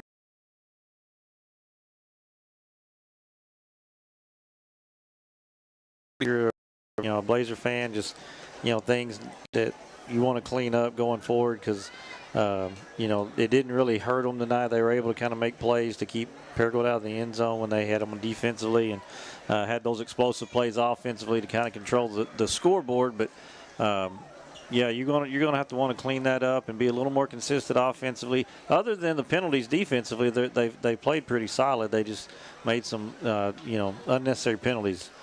As we mentioned, Valley View had a 21-0 lead at halftime as we recap the second half scoring. Got on the board on their first possession of the second half as a one-play, 74-yard drive for Valley View. Carter Wallace took the handoff and went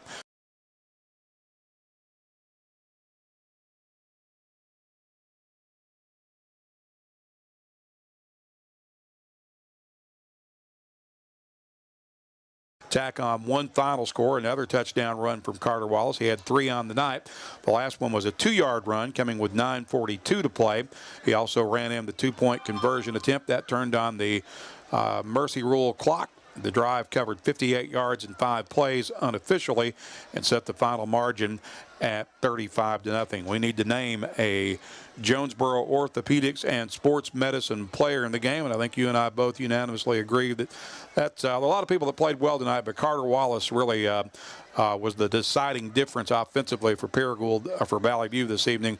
3 touchdown runs on the night, 100-plus rushing yards, scored on runs of 15, 74, and 2 yards, Coach. Yeah, he had the explosive play there to start the second half, and he's definitely capable of that with his speed. But, you know, just a workman-type night for him where, you know, he's going up the middle. And Paragould did a good job of kind of getting hands and bodies on him, and he would just kind of drag 2 or 3 with him, just kind of earning those yards. But great job again by Carter Wallace and the guys up front, too, leading the way for him. So Valley View improves to 1-0 in conference play. They're now 3-1 overall on the season. And back at home next week against Harding Academy. It's homecoming night, big conference game. And I think we can both agree that the Blazers will need to play a cleaner game next week against a pretty good Harding Academy team to have another successful night. Yeah, absolutely. And you're going to have to avoid the penalties that cost you, because in a game like that, they definitely can come back and haunt you and cost you points and you know, cost you a game if we don't get that cleaned up. And you're looking for a little more consistency offensively. Coach, I appreciate your help tonight. Thank you so much for joining me in the box. I appreciate it. Enjoyed it. So Coach Brad Davis has been our guest color analyst this evening. Also a special shout out to Alex Riggs, our audio engineer on the radio end at News Talk 102.1, and to Taylor Settlemeyer and the Blazer News Network for getting us on the air on YouTube. I'm Randy Myers. We thank you for joining us. Again, your final score, Valley View 35, Paragould 0. Back at home next week against Harding Academy here on the EAB Sports Network.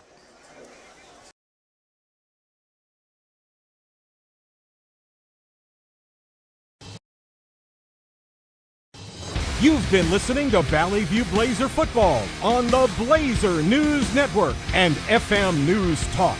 1021. Presented by NEA Baptist, the United States Navy, Jonesboro Orthopedics and Sports Medicine, Kavanaugh Auto Group, and First National Bank.